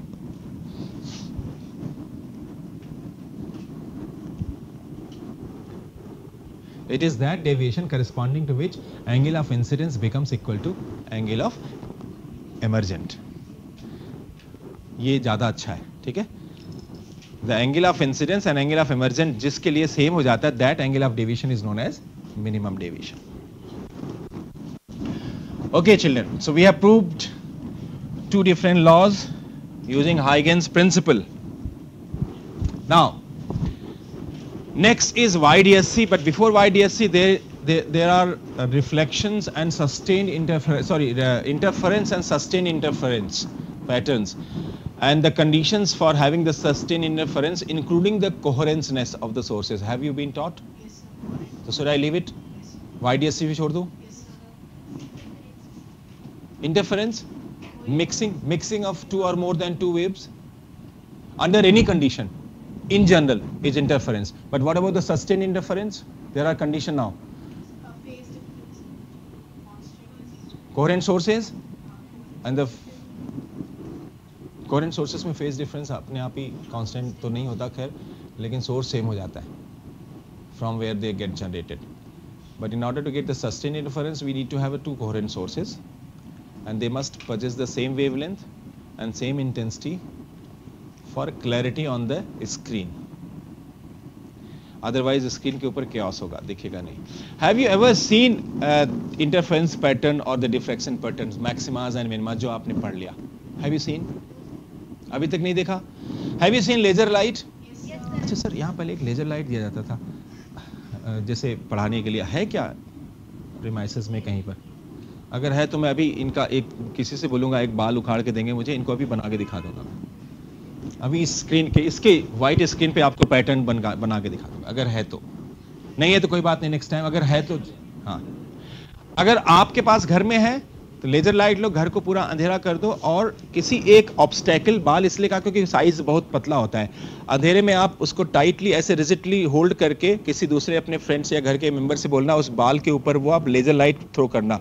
सामने दीवार पे you'll find that you have a pattern, maximas and minimas, dark and bright patterns. Okay, this result is the diffraction result, not interference. Why? I have got only one source here. For interference minimum two sources are required. ठीक है, तो मैं YDSC छोड़ रहा हूं, assume कर रहा हूं कि आपको मैक्सिमाज और मिनिमाज निकालना आता है. Okay, have you been also taught that if the two sources which you take, if suppose they are flat, they are not perpendicular to the source with respect to the original source, suppose they are flat, फिर कैसे करोगे? एक question करें, चलो लिखो. In the following diagram, YDSC का ही question है, अब मैं अज्यूम करके दे रहा हूं क्वेश्चन, आपने YDSC कर लिया है. In the following diagram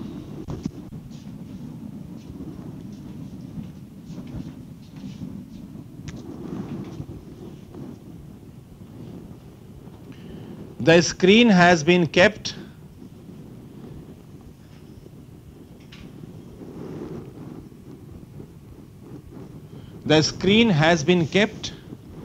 such that it is passing from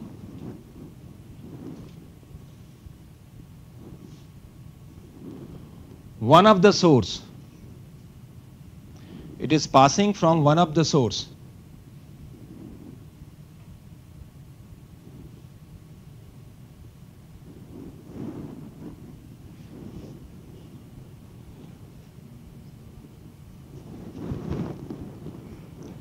If the gap between the two sources is lambda, if the gap between two sources is lambda, they are coherent sources. S1 and S2 are coherent sources.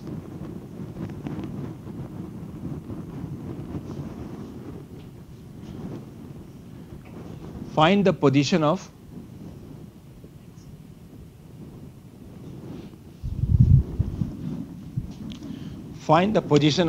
first and the last. Find the position of first and the last bright fringe on the screen.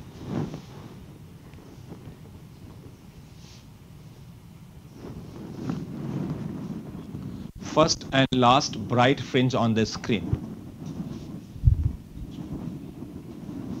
अगर ये screen ऐसे होता तब कर लेते, इसका आपने formula कर रखा होगा, ठीक है, फर्स्ट का, क्योंकि वो dn lambda by d formula.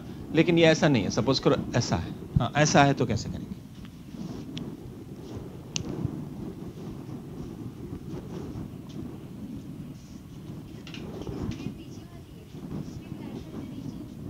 ये स्क्रीन है,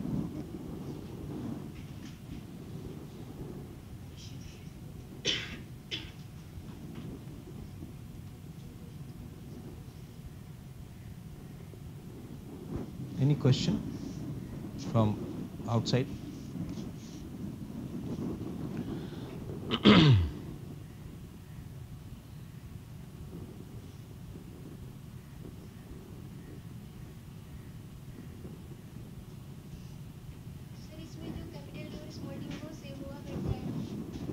कैपिटल डी तो हमने दिया ही नहीं है. मैं तो स्क्रीन के ऊपर पूछना चाह रहा हूं कौन से पॉइंट है, डिस्टेंस बताओ जहां पर मैक्सिमा होगा. कैपिटल डी का कोई पंगा ही नहीं. यहां कैपिटल डी चाहिए होता था because you have two sources S1 S2. ये कैपिटल डी होता था शायद, ये स्मॉल डी होता था, याद है? ये अलग केस था. बट अगर मान लो केस बिल्कुल बदल दें, जेई लेवल पे आपसे ये पूछते हैं तो how do you approach it? किया है नहीं किया? नहीं किया है, नहीं किया. आप देख लो, एक बार देख लो, आराम से समझ में आ जाएगा.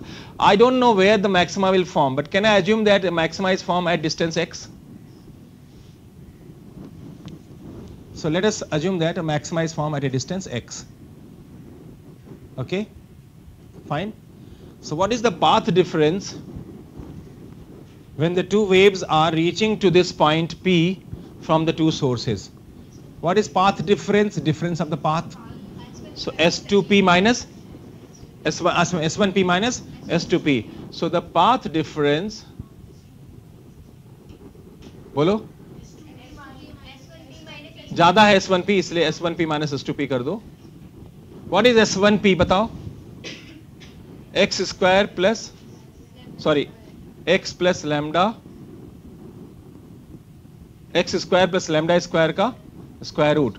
And what is S2P? This is the path difference. For maxima, what are the values possible for having a maxima? Remember maxima conditions? ये तो बताओ. And what are the conditions for minima? 2n plus 1 lambda main pi. Construction will create maxima and destruction will create minima. So what are the possible values of lambda? Lambda के term में बताओ, wavelength के terms में. आप जो बता रहे हो वो फेज के टर्म में बता रहे हो. अगर नहीं किया है तो कहीं नोट कर लो, एन लैम्डा कहीं नोट कर लो. For maxima the condition is N lambda, path difference is N lambda, where what is N? 0 1 2. Exactly, N lambda is the path difference. तो एन लैम्डा रखना है मुझे.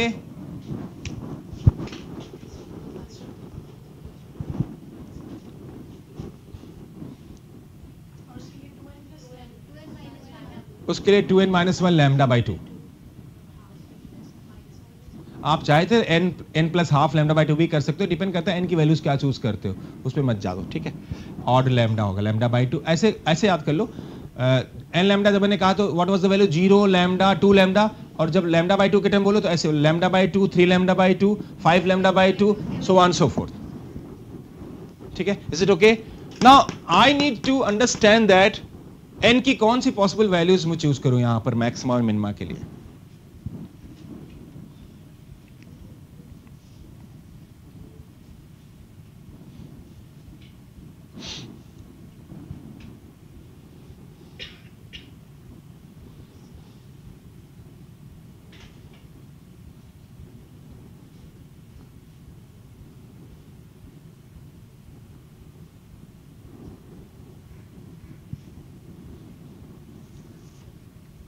बोलो.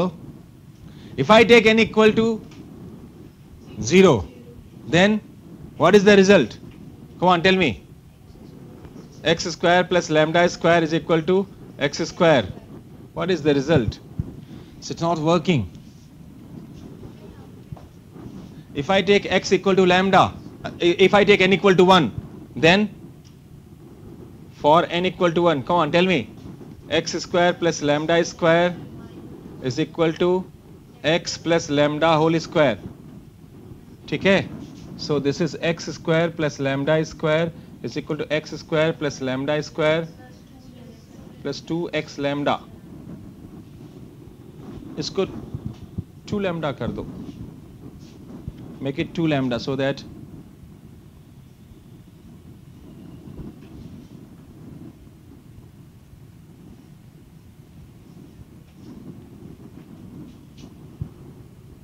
x square cancel. 4 lambda square is equal to lambda square plus 2x lambda, इस तरफ ले जाओ, 3 lambda square is equal to 2x lambda, lambda lambda cancel and therefore x is equal to 3 lambda by 2. We got the value of x. आप x equal to 2 lambda रख के देखना, चलो ऐसे कर लो बिना कैलकुलेट किए, x equal to 2 lambda, n equal to 2 पे निकालना, what you get? You get x plus 2 lambda का होल स्क्वायर का square root is equal to x plus 2 lambda का square. Okay, that is going to give you again a result जिसको avoid करने के लिए मैंने इसको लैम्डा को चेंज किया था.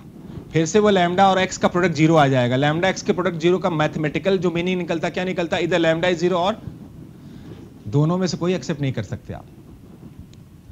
Both result will be bringing in your trouble. Lambda zero, sorry, not acceptable. x zero means you are right here.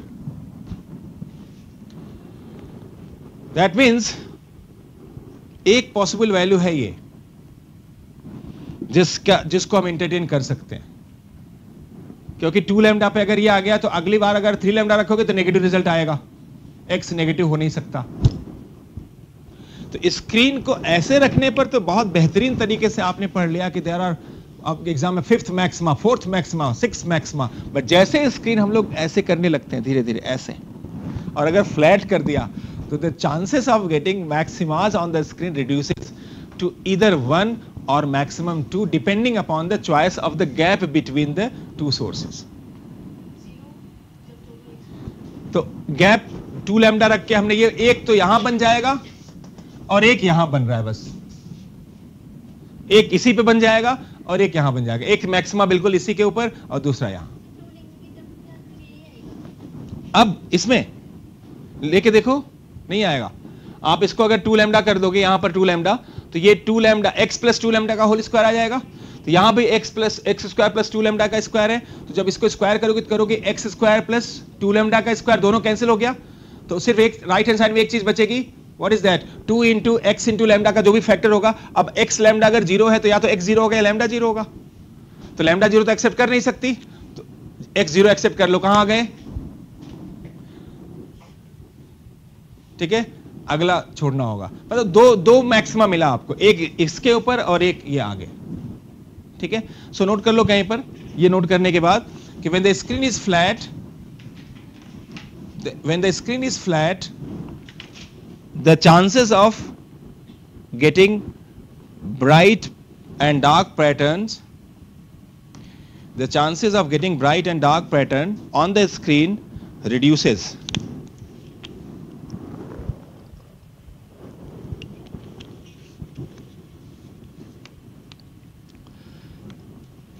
And depending upon the gap between the two coherent sources,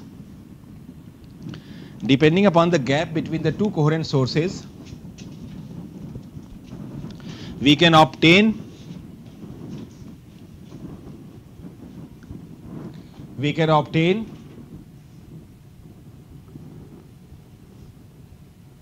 few maximas and few minimas.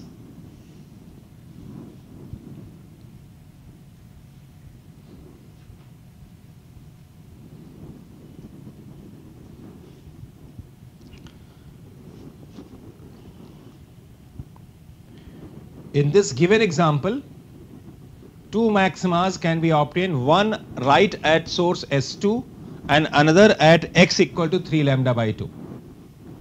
In this given example, 2 maximas can be obtained, one right at the source S2 and another at x equal to 3 lambda by 2.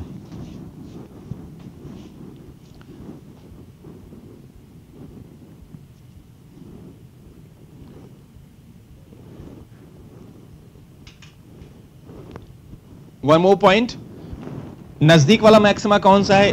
3 lambda by 2 वाला या S2 पे जो बन रहा है?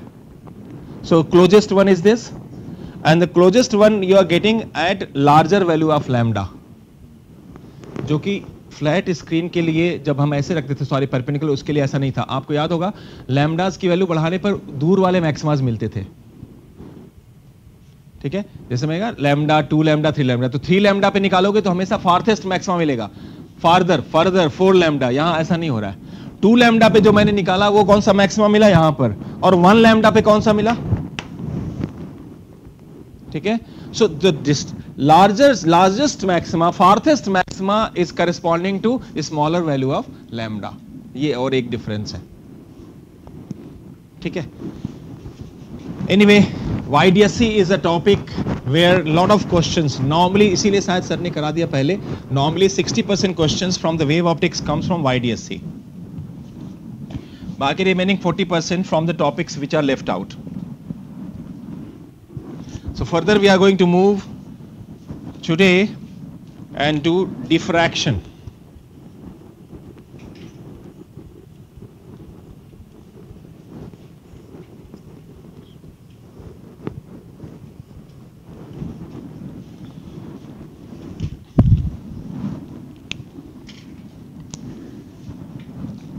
Light travels in a straight line.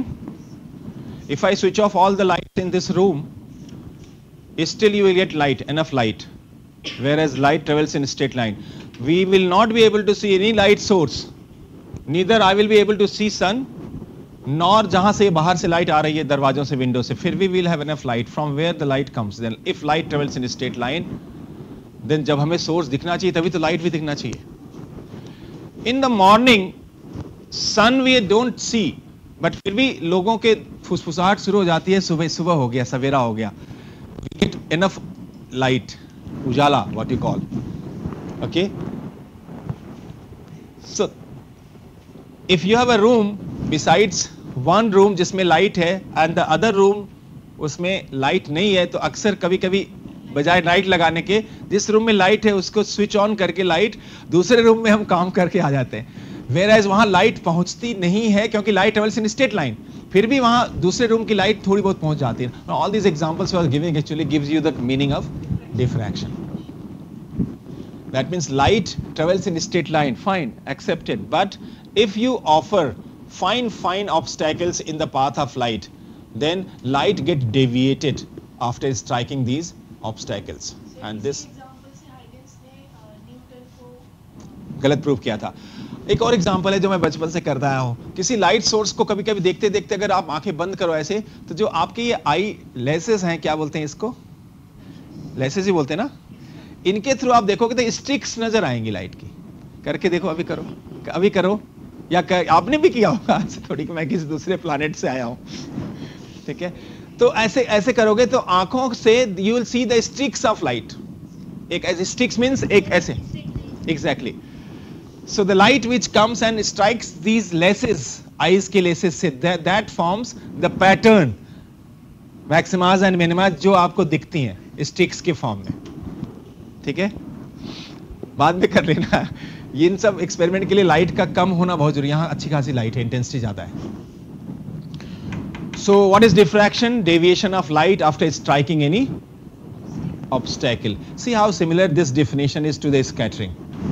What is scattering?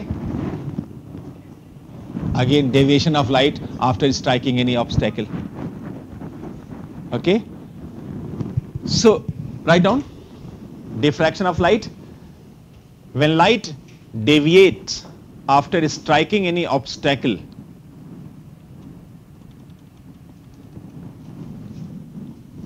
when light deviates after striking any obstacle, it is called diffraction. There was a fellow, Fresnel, and there was a fellow,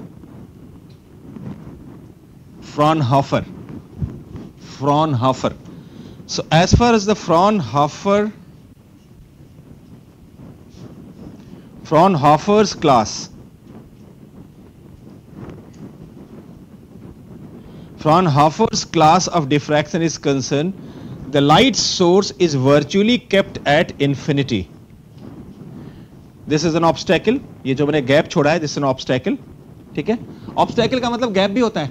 obstacle does not mean कि कोई ऐसी चीज हो जो रुकावट हो, एक gap भी ऑब्स्टेकल है, क्योंकि लाइट गैप से पास करते समय इधर उधर बेंड कर जाती है, ठीक है।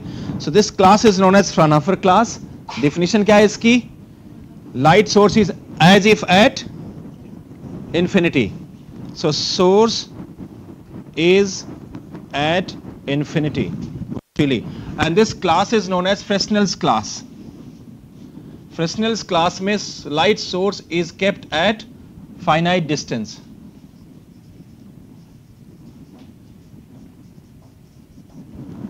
Fresnel's class. Not in the syllabus. In the syllabus, so let's confine to the Fraunhofer class of diffraction at single slit.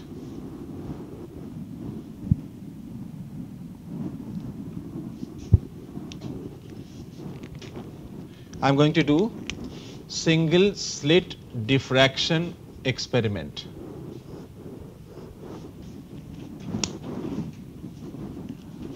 Should I rub it, children? Should I rub it?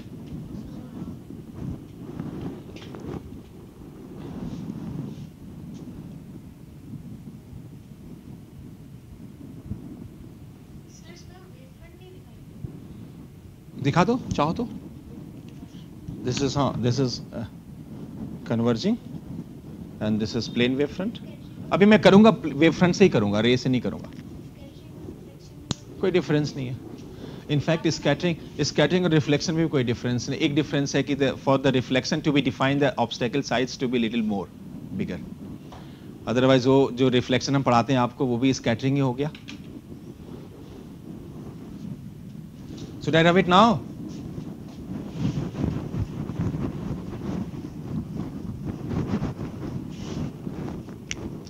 Draw this diagram.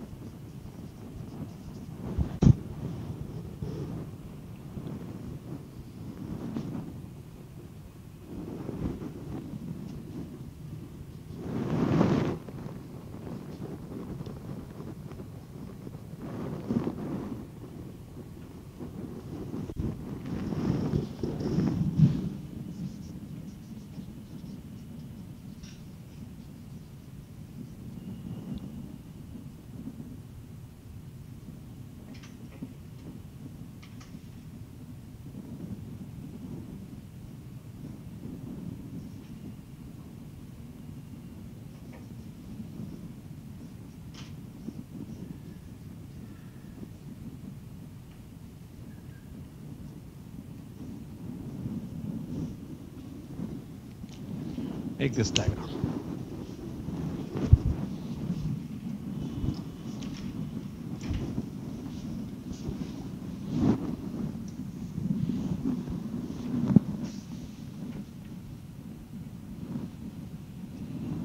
ये जो लिखा भूल गया मैं, ये जो जहाँ pattern बना रखा है, you can write that as a screen.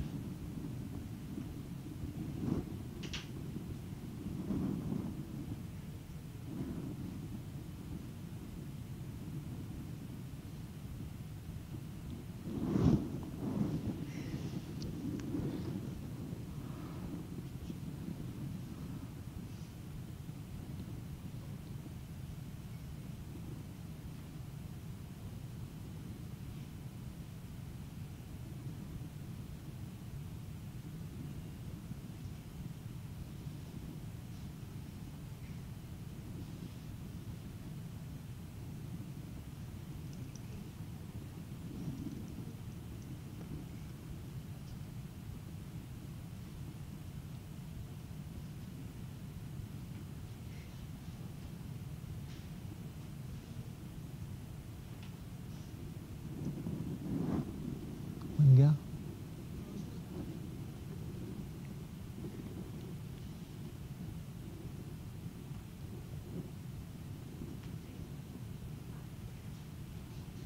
Intensity. I is intensity. Okay. क्या पूछ रही है?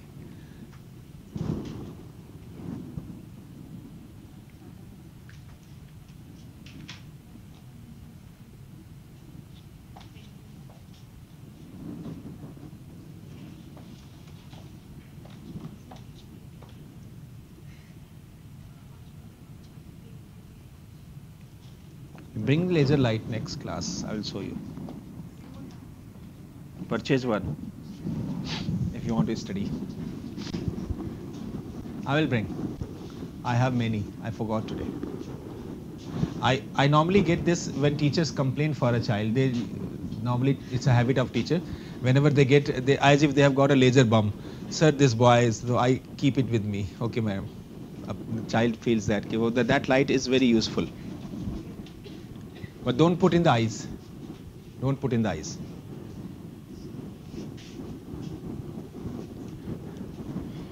So could you find the difference between the YDSC pattern and the single slit diffraction pattern here? Straight away. There is a central maxima here, which happens to be maximum. I cannot use this term in YDSC because every maxima happens to be maximum. But there is a maximum, the central intensity bright pattern. Rest of the maximas are therefore called here secondary maximas. There we don't use the term secondary maximas. All the maximas are similar. One difference. ठीक है? You're writing somewhere? You want to write? Write down. दो column बना लो फटाफट. एक में लिखो YDSC. एक में सिंगल स्लिट डिफ्रैक्शन पैटर्न. एक में YDSE, एक SSD. सिंगल स्लिट में लिख लो. Consist of maximas of variable intensity. Consist of maximas of variable intensity. Single slit में. YDSC में लिख लो, all the maximas have the same intensity. All the maximas have the same intensity. Single slit में लिखो, one source is sufficient. YDSC में minimum 2 sources are required. Minimum 2 coherent sources are required.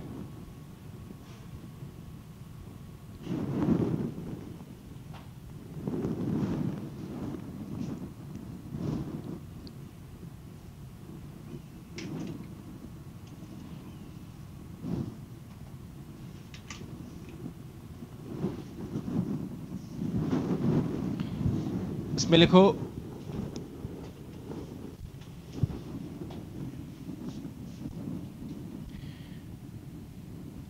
the width of the YDSC में नहीं, इसमें SS single slit में the width of the central maxima is double. The width of the central maxima is double. Very important information. Double the width of the other secondary maximas. Width I'm talking about this. Yeah, fringe width.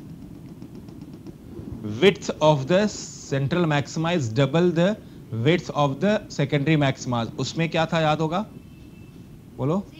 Same होती थी. तू लिख लो YDSC में. All the maximas have the same fringe width.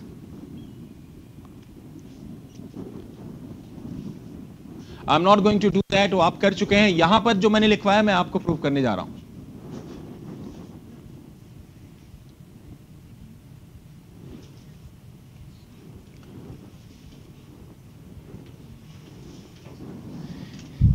So why central maxima is maximum? Because most of the light is passing through. Okay, undeviated. And definitely they will focus where? At the center. So central maxima is maximum. So the point of discussion is actually the other maximas, not the central maxima. That's very obvious. For having the other maximas and their separation calculation point of view, I have drawn one important diagram here. Just see. I have drawn AB as the incident wavefront, but AB dash as the diffracted wavefront, where the angle of diffraction I have taken theta. Now if this is theta, remaining will be, remember, क्योंकि wavefront है. And if this is 90 minus theta, this will be. So I can say that theta is also the angle between the incident wavefront and the diffracted wavefront. ठीक है? Is it okay? So when I talk about the path difference between them, it is this is path difference. क्योंकि यहाँ तो कोई path difference है नहीं. Which is maximum path difference between these two is the BB dash, and that BB dash will be, if I write this as D gap, then what is the path difference BB dash? किसके किसके बीच में path difference between incident and diffracted wavefront?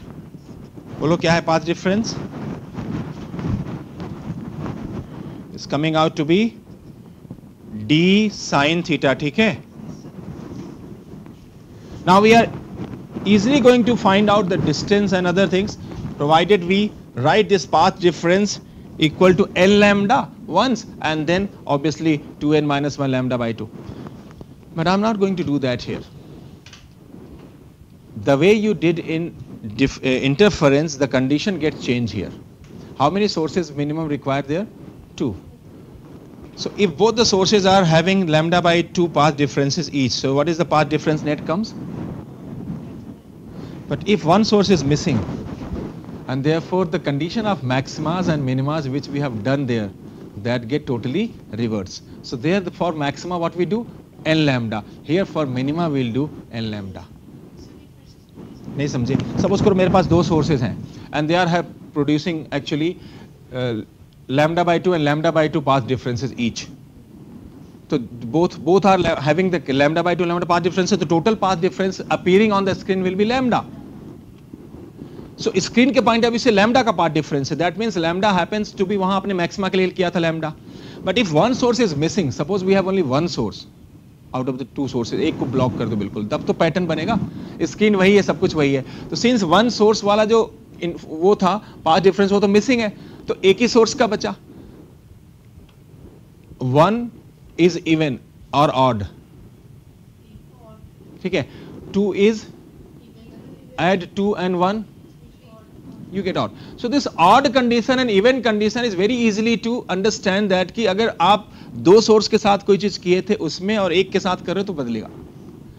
And therefore what I'm going to do simply, if I want to find interest कि ये minima है, इस minima का condition क्या होगा, तो I am going to write like this: for minima on screen, exactly, d sin theta is equal to not n lambda. अच्छा हाँ sorry n lambda, yes, n lambda reverse करना है. ठीक है, मैं ही भूल गया. Let us write theta n here so that we get nth के लिए निकाल रहा हूँ. So if I write sin theta n out of this, I get n lambda by d. But if I take n0, this will give me sin theta n equal to 0. That corresponds to theta 0. I will be in a trouble. Why? Because that means theta 0 means where I am. Will there be a minima at the center? I have to therefore tell people that fine, but here restrict n not equal to 0 and therefore begin from. ये समझ आएगा? तो फिर लिख डालो इसे, ये important है. दोबारा बता दूं. ये कंडीशन यहां तक ठीक आया समझ में? अब सवाल उठता है n की वैल्यूज कैसे चूज करोगे? सपोज करो मैंने n इक्वल टू 0 ले लिया, ऑब्वियस, तो n 0 पे क्या आ गया? Right hand side 0, sine theta 0, theta 0, you are at the centre minima हो नहीं सकता, इसीलिए n को मना कर दिया। ठीक है, दैट मीन्स यहां n 0 के अलावा बाकी कोई भी पॉसिबिलिटी आप ले सकते हो। ठीक है, इतना समझ में आ गया? इसी साइन थीटा को इफ आई, ये एंगुलर आया, ये एंगुलर आपने YDSC में कहा था, सर ने बताया होगा ना, एंगुलर सेपरेशन भी कुछ चीजें होती है। एक तो स्क्रीन के ऊपर लीनियर सेपरेशन होता है, एक एंगुलर सेपरेशन होता है। Have you done? नहीं किया? अरे बताता हूं एक minute.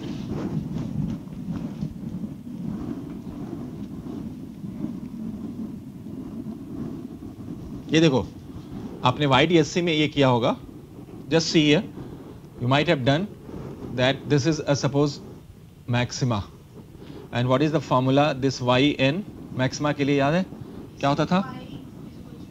dn lambda by d, इतना तो याद है ना? Very good. अब एक चीज बताओ, अगर मैं इसको थीटा ले लूं, थीटा n, तो simply assuming things are small I can write tan theta equal to theta, किया होगा सर ने। तो अगर मैं इसको d से डिवाइड कर दूं इस रिजल्ट को, yn बाई कैपिटल D, तो ये थीटा n बन जाता है। क्या हो जाएगा बोलो? समझ आया? This is angular separation and this is linear separation on the screen. Fine, for nth maxima. उसी तरीके से जो मैंने यहां लिखा है, उससे मैं अगर एंगुलर सेपरेशन निकालना चाहूं, angular separation of nth minima, बोलो क्या होना चाहिए? थीटा n, यहां से बताओ थीटा n क्या होगा? For theta small sine theta will be theta, so this is n lambda by d, and linear separation on the screen बोलो क्या होगा? Linear separation of nth minima, बोलो ऑन द स्क्रीन, d आ जाएगा बस, और कुछ नहीं फर्क पड़ेगा, capital D on the screen, yn will be dn lambda by d। ये मिनिमा के लिए है सारा, n is not equal to 0 as I told you.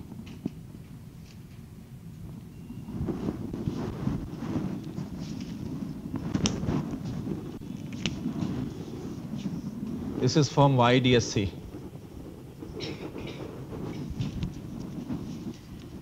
Have you noted down?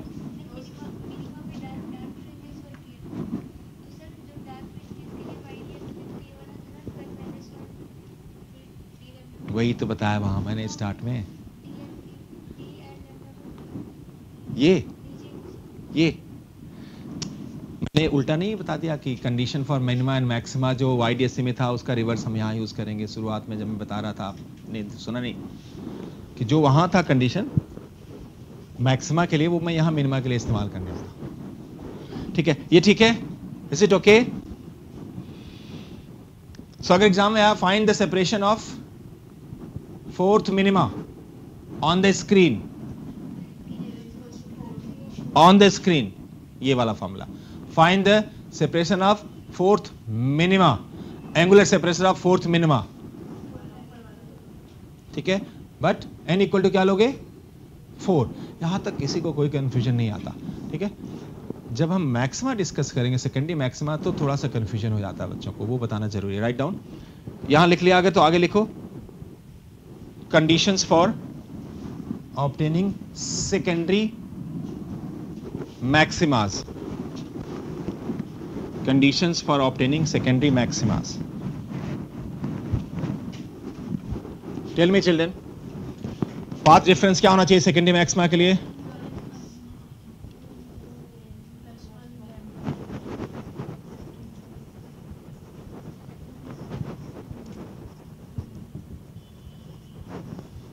बोलो x is equal to, which is d sin theta must be equal to,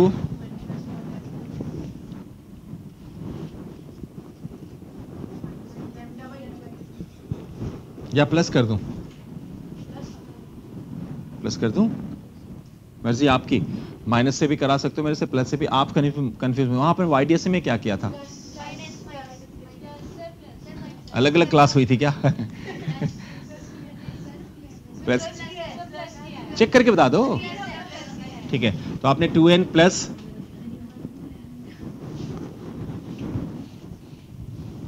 मैंने भी 2n plus 1 कर दिया, कोई बात नहीं। ये आपका चॉइस है, क्योंकि अगर आप 2n प्लस 1 कर n की अलग अलग वैल्यूज बन जाएगी दोनों केस में। बस अब मैं n की वैल्यू, मुझे सपोज करो इससे 3 लैम्डा बाई 2 पहुंचना है, आपने करवा दिया ना 2n प्लस 1, मैं आपसे कर रहा हूँ n की वैल्यू बताओ जिससे ये पूरा 3 लैम्डा बाई 2 हो जाए। बोलो, हो गया ना? अगर ये -1 करवाती तो बोलो n इक्वल टू क्या होता? बस ये फर्क है, अगर इतना दिमाग काम कर रहा है आपका तो। रटने वाले भी इंटेलिजेंट होते हैं, ऐसी बात नहीं है, लेकिन ऐसी गलती मत कर देना रट के कि जिस समय जो रखना है उसी समय भूल गए। तो 2n प्लस 1 करो, 2n माइनस 1 करो, कोई फर्क नहीं पड़ता, किताब में लिखा हो या ना लिखा हो। याद रखना कि 2n प्लस 1 वालों के लिए जो n होगा वो 2n माइनस 1 वालों के लिए n नहीं होगा। ठीक है, इसे रोके आगे बढ़ जाऊं। Now tell me that if I write first secondary maxima, central maxima तो लिखूंगा नहीं, तो what should be the value of n? First secondary maxima is right after the central maxima. अगर मैं n1 लेते हूं यहां पर, सपोज करो, ठीक है, तो 2 प्लस 1 3 लैम्डा बाई 2 हो गया। 3 lambda by 2 is more than lambda, more than lambda. ठीक है, एक मिनट रुक जाओ।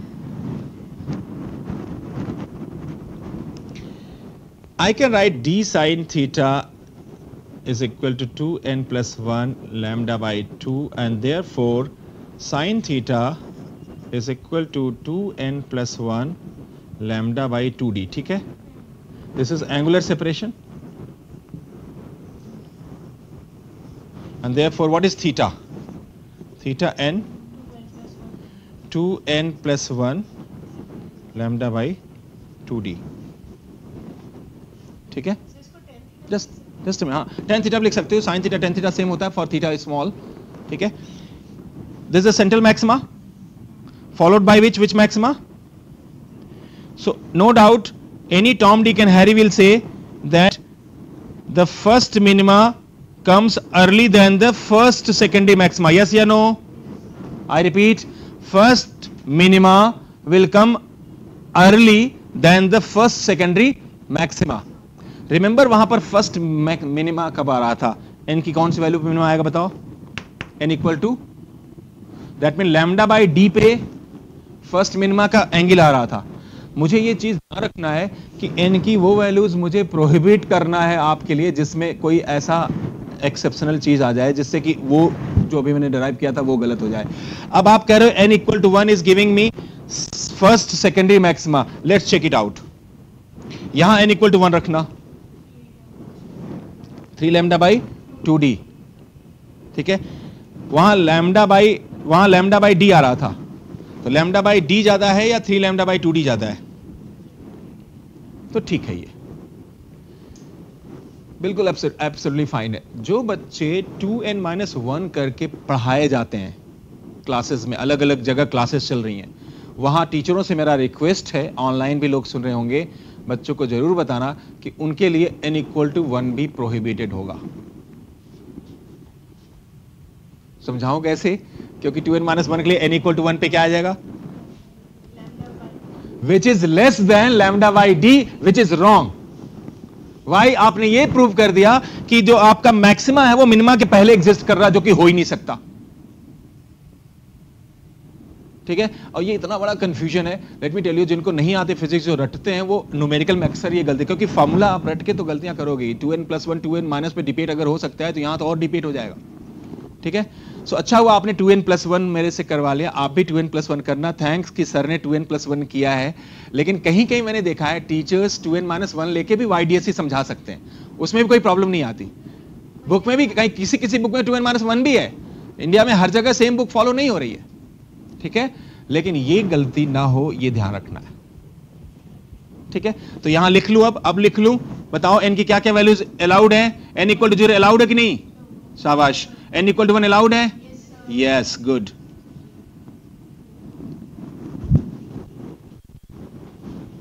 ठीक है, स्क्रीन सेपरेशन निकालिए, ये तो एंगुलर सेपरेशन था. स्क्रीन सेपरेशन, स्क्रीन के ऊपर separation, separation of nth secondary maxima on the screen. बोलो yn is equal to 2n plus 1 d lambda, capital D lambda by 2d. ठीक है? Is it okay? One more thing I want to prove before finishing this, that is the width of the central maxima is double the width of the secondary maxima. Let's do it. Should I rub it? Okay. Hurry up.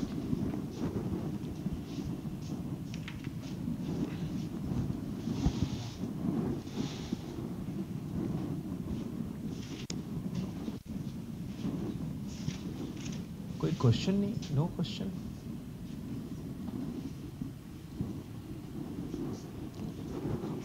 There are two possibilities of no questioning. One is I'm teaching very good, which is very rare.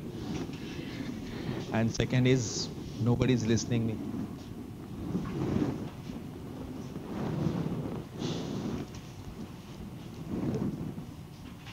केंद्रीय विद्यालय से क्या question था?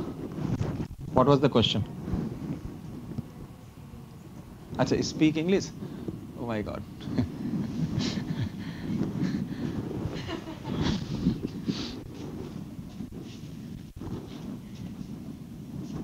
Now I think I can afford. When you were in class 11, there was some today. Yesterday I took a class there. Sometimes it happens. Now I think you people are very master in. I have to practice to speak English. Yes, right. So children, we have to prove now the width of the central maxima is double. Note kar lo. Width of the central maxima is double the width of the secondary maxima. Double the width of the secondary maxima.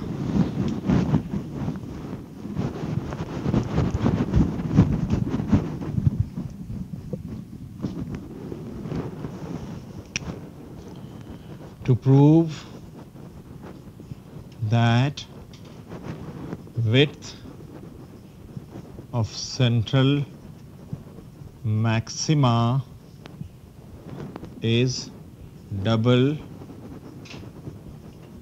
that of secondary maximas. Let's draw this diagram.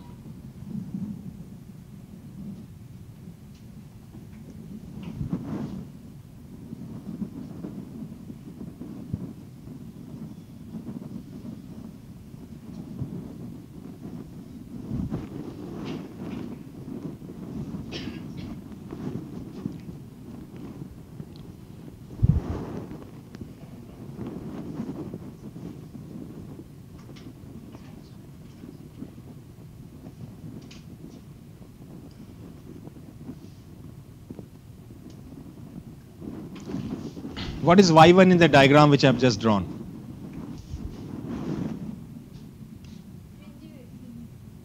No, it's not fringe width. Y1 is the linear separation of the first minima from the center. What is 2y1 in the diagram? No, that is the width of the central maxima. नहीं समझ में आया? दोबारा बताओ. y1 को double कर दिया तो ये आ गया ना. And what is this width of the central maxima. तो ट्राई टू अंडरस्टैंड. मैं बताना क्या चाह रहा हूँ. By finding the y1 which is the separation of the first minima and multiplying by 2, I will be ending up finding the width of the central maxima. Understood? What is y2? हाँ बोलो बोलो. Second minima. What is y2 minus y1?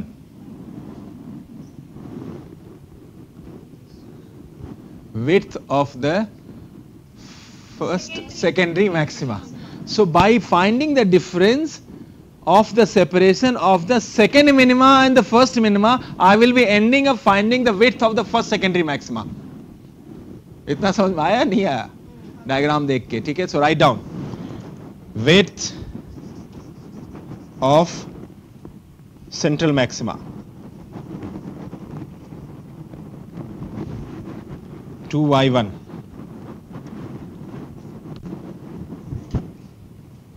okay, call it beta 2y1 y1 help me, मैंने सब रब कर दिया. Minima के लिए क्या फॉर्मूला था? Linear separation for the minima dl lambda, dl capital D भी था ना, तो dl lambda by d था शायद, 2d नहीं था, d था. सो n इक्वल टू 1 करो आपकी first minima, n equal to 1, so d lambda by d 2 से मल्टीप्लाई करो तो width of the central maxima आ गया 2d lambda by d. ठीक है, now width of secondary maxima y2 minus y1, इसको बीटा 1 कर दो. बताओ y2 उसी फॉर्मूले से y2 क्या होगा? 2d lambda by d minus d lambda by d. What is this? d lambda by d, which is beta by 2. Hence proved. Hence proved. Which is never the case in YDSC. YDSC में all the fringes have the same width, whether it's a minimum fringe or the maximum fringe.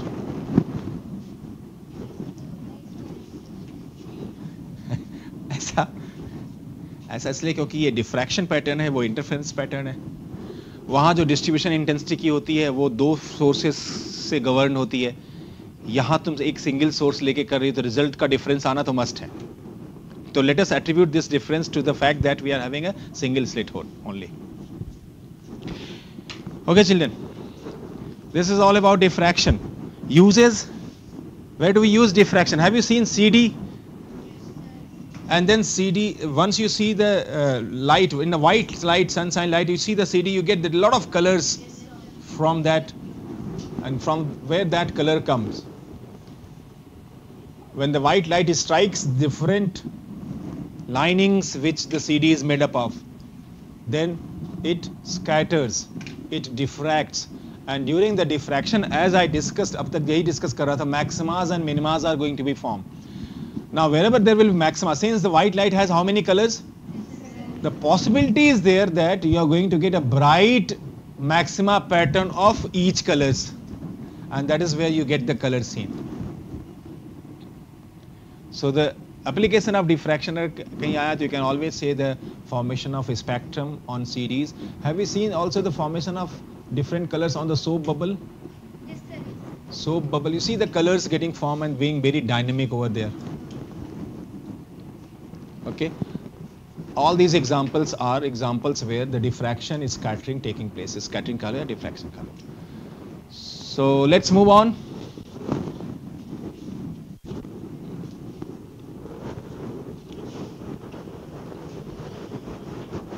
Next topic is polarization of light.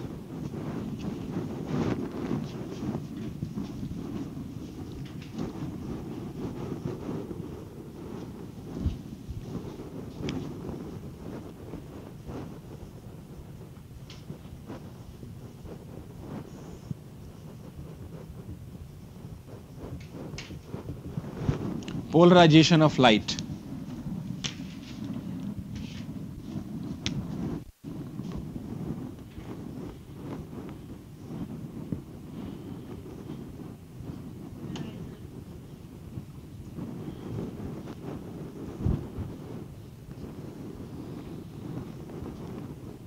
Please make this diagram. I'm going to explain you.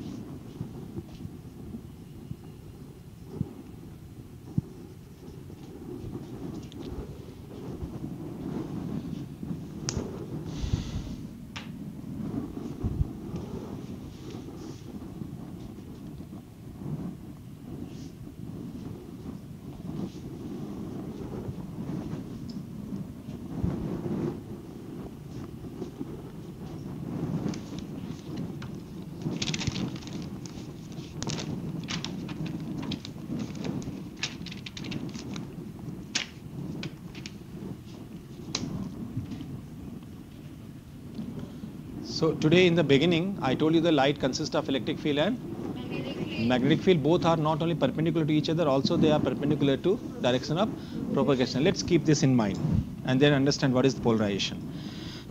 Suppose I have a light where preferably the vibrations which I'm talking about, electric and magnetic field, that happens to be overloaded or maximized in one plane. That means vibrations are confined only in one plane. If I get this kind of light, I will definitely call that light has got polarized. ठीक उसी तरीके से जैसे हम biased हो जाते हैं कभी कभी. There are two kids I am teaching, पता लगा एक ही बच्चे को पढ़ाया जा रहा है, दूसरा मोबाइल पे गेम खेल रहा है, ध्यान ही नहीं उस तरफ. So I've got little biased, polarized in my approach. So what happens here? पता लगा लाइट को मैंने डिफाइन क्या किया? Light supposed to be having the uniform vibrations in all possible plane. Suddenly what had happened? Light vibrations has confined to only single plane. If by virtue of whatever experiment performed, जो भी करना करके, if we result into this type of light, then definitely the light is biased light or the polarized light. अब इसको करते कैसे? That's interesting. But समझना बड़ा आसान है polarized. When you confine the light vibrations, electric field and magnetic field vibrations into one plane. Just see this book. If I just consider the plane, every page of the book to be a plane, fine? ठीक है, plane है, ठीक है? And if I turn one page, and then I ask you that in this plane, one direction is electric field vibration, other is the, then if I hold this plane here, चलो अपने आप ही रुक गया. Then as far as the definition जो आपको शुरू में बताया, लाइट किधर जाएगी? Come on, या तो इधर या नीचे, ठीक है? पक्का ना? ये लाइट है मेरे हाथ में, मैं समझाना चाह रहा हूँ लाइट. इसका मतलब इस तरह के प्लेनर वाइब्रेशन से लाइट या तो इधर जाएगी या इधर जाएगी. चलो अगला पेज उठाया मैंने, इसको यहाँ होल्ड कर लिया. Sometimes speaking Hindi becomes very essential. But anyway, I just held now the plane over here. I have two vibrations here also, electric field, magnetic field, but in this plane only. Now where the light will go? Either towards this wall, I held another plane like this, towards this chat, towards this bottom. Okay? Now if I keep turning out, pulting out करने जा रहा था. Sorry. If I keep turning out these pages, just because I have a problem here, I'm not able to tilt the page like this. I'm confining the light propagations in this particular. But imagine if I have a light source, point source like that, what exactly might be happening over there? This light source has a responsibility to let the light propagate in all direction. Consider one direction here. So there will be one plane corresponding to this direction. In this plane there will be two vectors, electric field and. So how many planes possible passing here? Infinite planes. This is the scenario of a normal light source. But if I cut short all the planes, magician की तरह, ठीक है? And I retain only one planar vibrations heavily. मैं सब plane के vibrations को completely eliminate करने की बात नहीं कर रहा हूँ. हो सकता है थोड़ा थोड़ा रह जाए. लेकिन अगर मैं heavy loaded कर दूं किसी एक plane, that light is known as the plane polarized light or the polarized light. इतना समझ में आ गया? Now nature has given us a very beautiful example to convert the normal light into the polarized light. There are two types of crystals available. One is the calcite, other is the tourmaline. These are the naturally obtained crystals. ठीक है? हो सकता है lab में भी आपके मिले कभी. And sometimes if you have an X-ray film घर में, even that X-ray film can also be used to convert the normal light into polarized light. ठीक है? What happens when you pass the white light, normal light to this? There is a crystallographic axis in such crystals, longest axis. Only those vibrations which are parallel to the crystallographic axis, only they are allowed to pass through. Rest of the vibrations are checked. क्यों? क्यों? Because of the property of the crystal. क्यों? Because of the crystal having the lattice in a very anomalous way distribution. Anomalous means not uniformly distributed. I can say just like if you go in one direction, suppose you have got a different lattice arrangement in other direction, different. This is called very different kind of arrangement of the lattice. Whereas normally solids में ऐसा होता नहीं है. Everywhere you go, you get every direction has a different lattice. sorry, same lattice structure. तो इसमें क्या होता है? The crystal has got a different behavior in terms of the distribution of the lattice atoms. So you can say that the tourmaline crystal converts the white light into polarized light. That is why we also call the crystal as polarizer. Now ये तो मैंने समझा दिया, but देखते समय देखने में light you cannot bifurcate कि which light is the normal light and which light is the polarized light. Only intensity might differ, but कभी-कभी normal light कभी अब अगर आप intensity कम कर दो तो भी normal light होती है. अंधेरे में देखो कभी-कभी light कम intensity की होगी और ज़्यादा intensity की, दोनों normal light हैं.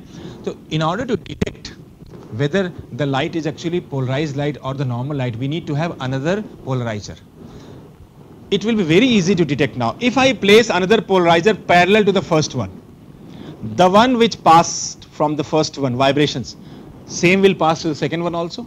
So there will be bright intensity from the second crystal. जो इस physics lab में आप मांगोगे तो आपको वो दे देंगे polarizer, उसको घुमा के आप चेक करते हो तो light पता चल जाता है. If I keep rotating, and suppose I rotated like this, and I placed perpendicular to the first one, then definitely this vibration will not be allowed to pass through, or there will be very minimum vibrations passing through. So there will be virtually dark. But if I rotate further, again bright. So for 360-degree rotations, I will have 2 times brightest and 2 times darkest after the second, and therefore the second crystal is known as analyzer. What? Analyzer. So using a combination of polarizer and analyzer only, you can find out whether the light actually have been polarized or not. वो crystal कोई जरूरी थोड़ी छोटा होगा, बड़ा ले लो, क्या problem है? बड़ा क्रिस्टल ले लो. वो तो क्रिस्टल के अंदर ये सारे स्ट्रक्चर, लैटिस स्ट्रक्चर ऐसा होगा, तो जहां भी लाइट जाएगी उसको ऐसे स्ट्रक्चर मिलेगा. जैसे आप NaCl, नमक, तो घर में छोटा नमक का टुकड़ा भी हो सकता है, बड़ा भी हो सकता है. इसका तो थोड़ी कि बड़े वाले नमक के टुकड़े में NaCl का लैटिस स्ट्रक्चर डिफरेंट हो जाएगा. समझ आया? ठीक है, इज इट ओके? इन दोनों पोलराइजर और एनालाइजर को रोटेट करके जो मैंने समझा, इससे कभी कभी सवाल ये उठता है दिमाग में कि अगर हम एक को ही रोटेट करें तो क्या होगा? इसको हटा दो, सपोज इसको रोटेट करता हूं, व्हाट विल हैपन? नहीं, पोलराइज तो होगी, पोलराइज तो होगी, किसी और डायरेक्शन होगी, और इंटेंसिटी हमेशा यूनिफॉर्म होगा. इसका मतलब अगर सिंगल पोलराइजर को मैं रोटेट करता रहूं तो for every position I will get the same intensity. So in order to detect whether the light is polarized or not, you need to have a minimum 2 polarites.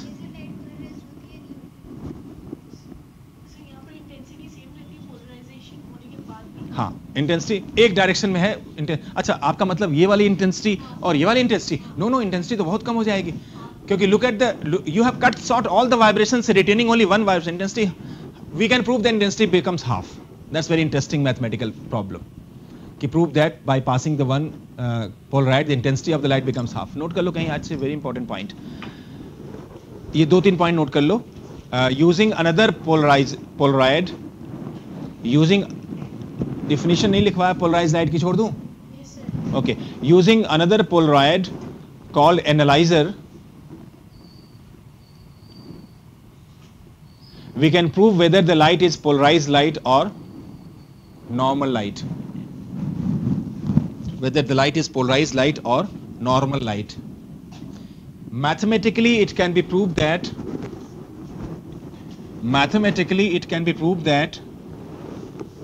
I will take 5 minutes more so that I can finish this topic. Mathematically it can be proved that the intensity of the light passing through one polaroid is half of the original intensity. नहीं, analyser से जो करेगी उसको Malus law से निकालेंगे, half नहीं होगी, depend, angle पे डिपेंड करता है. Intensity of the light passing through the first polaroid से first polaroid becomes half of the original light, whereas using law of Malus, intensity of the light passing through the second polarizer, that is called analyzer, is given by I is equal to I1 cos square theta, where what is I1? Intensity pass after the first one. I0 So if I convert I1 into I0, so what is I1? So the Malus law is written as, if I ask you to plot I versus theta, then what is the graph going to be look like? Cos square will definitely have only positive values and therefore above the x-axis.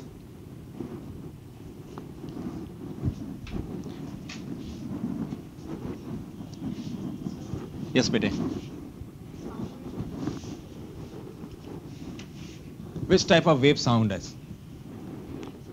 Only longitude, only transverse wave can be polarized. How can you polarize longitudinal? Polarization means cutting short. And longitudinal waves definition, remember, where the vibrations happens to be in the same direction of the propagation. So where the vibration is taking place, there only the direction of propagation. So whatever obstacle you place, that obstacle has to be placed such that you don't block the direction of propagation. Now if you don't block the direction of propagation, by default you are also not blocking what? Direction of vibration. So that continues to go. How can you polarize it? So I hope that I have given the answer. No. Answer is big no. ठीक है? Only. अच्छा ये आपने छोटी classes में क्या भी होगा ना, कार्डबोर्ड लेके उसमें होल करके रस्सी, ठीक है, अगर होल के डायरेक्शन के अलॉन्ग अगर if you just, then obviously vibration passes through. If you move the thread perpendicular, then it blocks, because perpendicular means transverse. Okay, have you done this experiment? अरे क्या बात कर रहे हैं? Suppose I have a cardboard and I just have a hole slit and I pass a thread and suppose thread को मैं ऐसे vibrate करूँ, ऐसे हिला दूँ, तो जो waves बनेगा ऐसे, it just easily passes through. अगर मैं cardboard को perpendicular कर दूँ, then obviously whatever vibrations I am just giving to the thread, that will be blocked. So very simple experiment to prove that only transverse wave can be polarized. One more law, children. This is one way to convert the white light into polarized light. One more law is there where we can learn how to convert the normal light into polarized light. That has been given by Brewster, and the law is known as Brewster's law.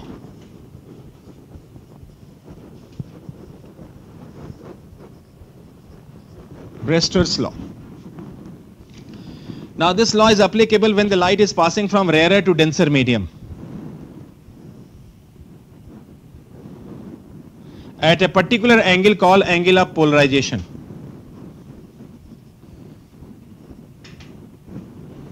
मैंने वहां बताया नहीं आपको, this kind of representation is the normal light, जिसमें मैं बहुत सारे arrows दिखा दे रहा हूं. Why? Because this represent all the vibrations. But if I represent the light like this, only dot, dot means perpendicular, either or by just light in one line only, that representation is for the polarized light. So as far as the Brewster's law,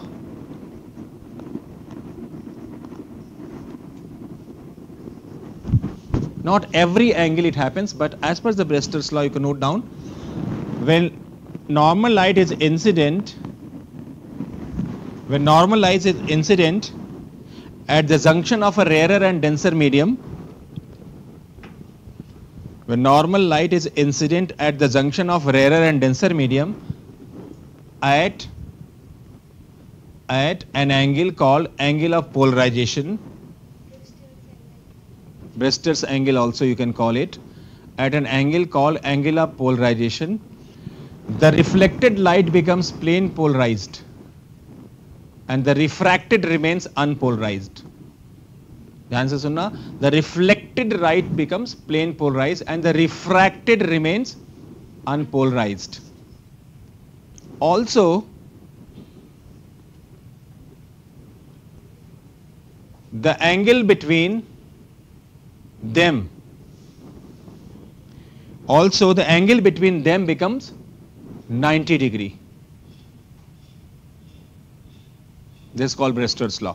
So if this angle is 90 degree, this is IP, this will also be IP, this is RP, so I can write RP plus IP equal to how much?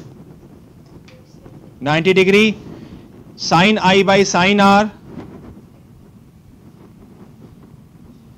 जिसमें by जिससे mu2 by mu1. Okay, from this RP is 90 minus IP, so this is tan IP is equal to mu2 by mu1. This is mathematical formula of Brester's law. Here IP is the Brester's angle. ठीक है, clear है ये? Is it okay? It does not happen always. It happens only at a particular value of IP. Every IP is specific for one pair of medium. Air, glass will have a separate IP as compared to glass, water. Depending upon what values? mu1 and mu2. उस angle पे ये होता कैसे है?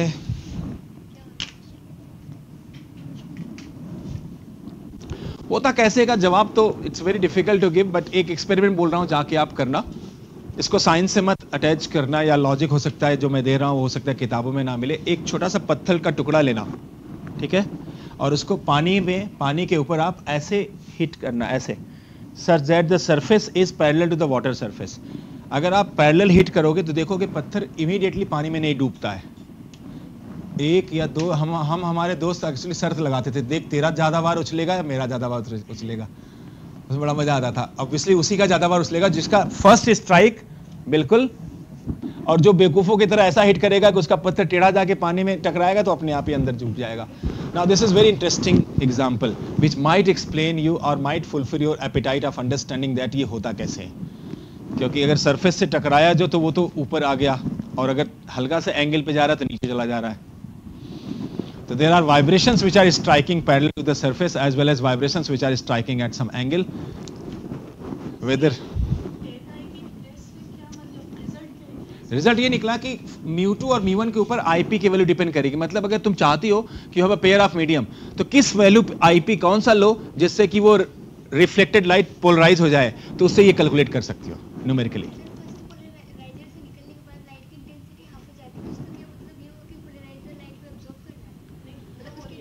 नहीं, ये मतलब बिल्कुल सही मतलब है, एब्जॉर्ब कर रहा है, लैटिस के अंदर एब्जॉर्ब कर रहा है, अदरवाइज लाइट जाएगी कहाँ?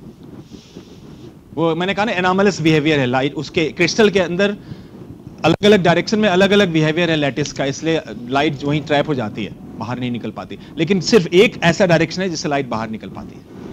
ठीक है, thank you very much, will meet again.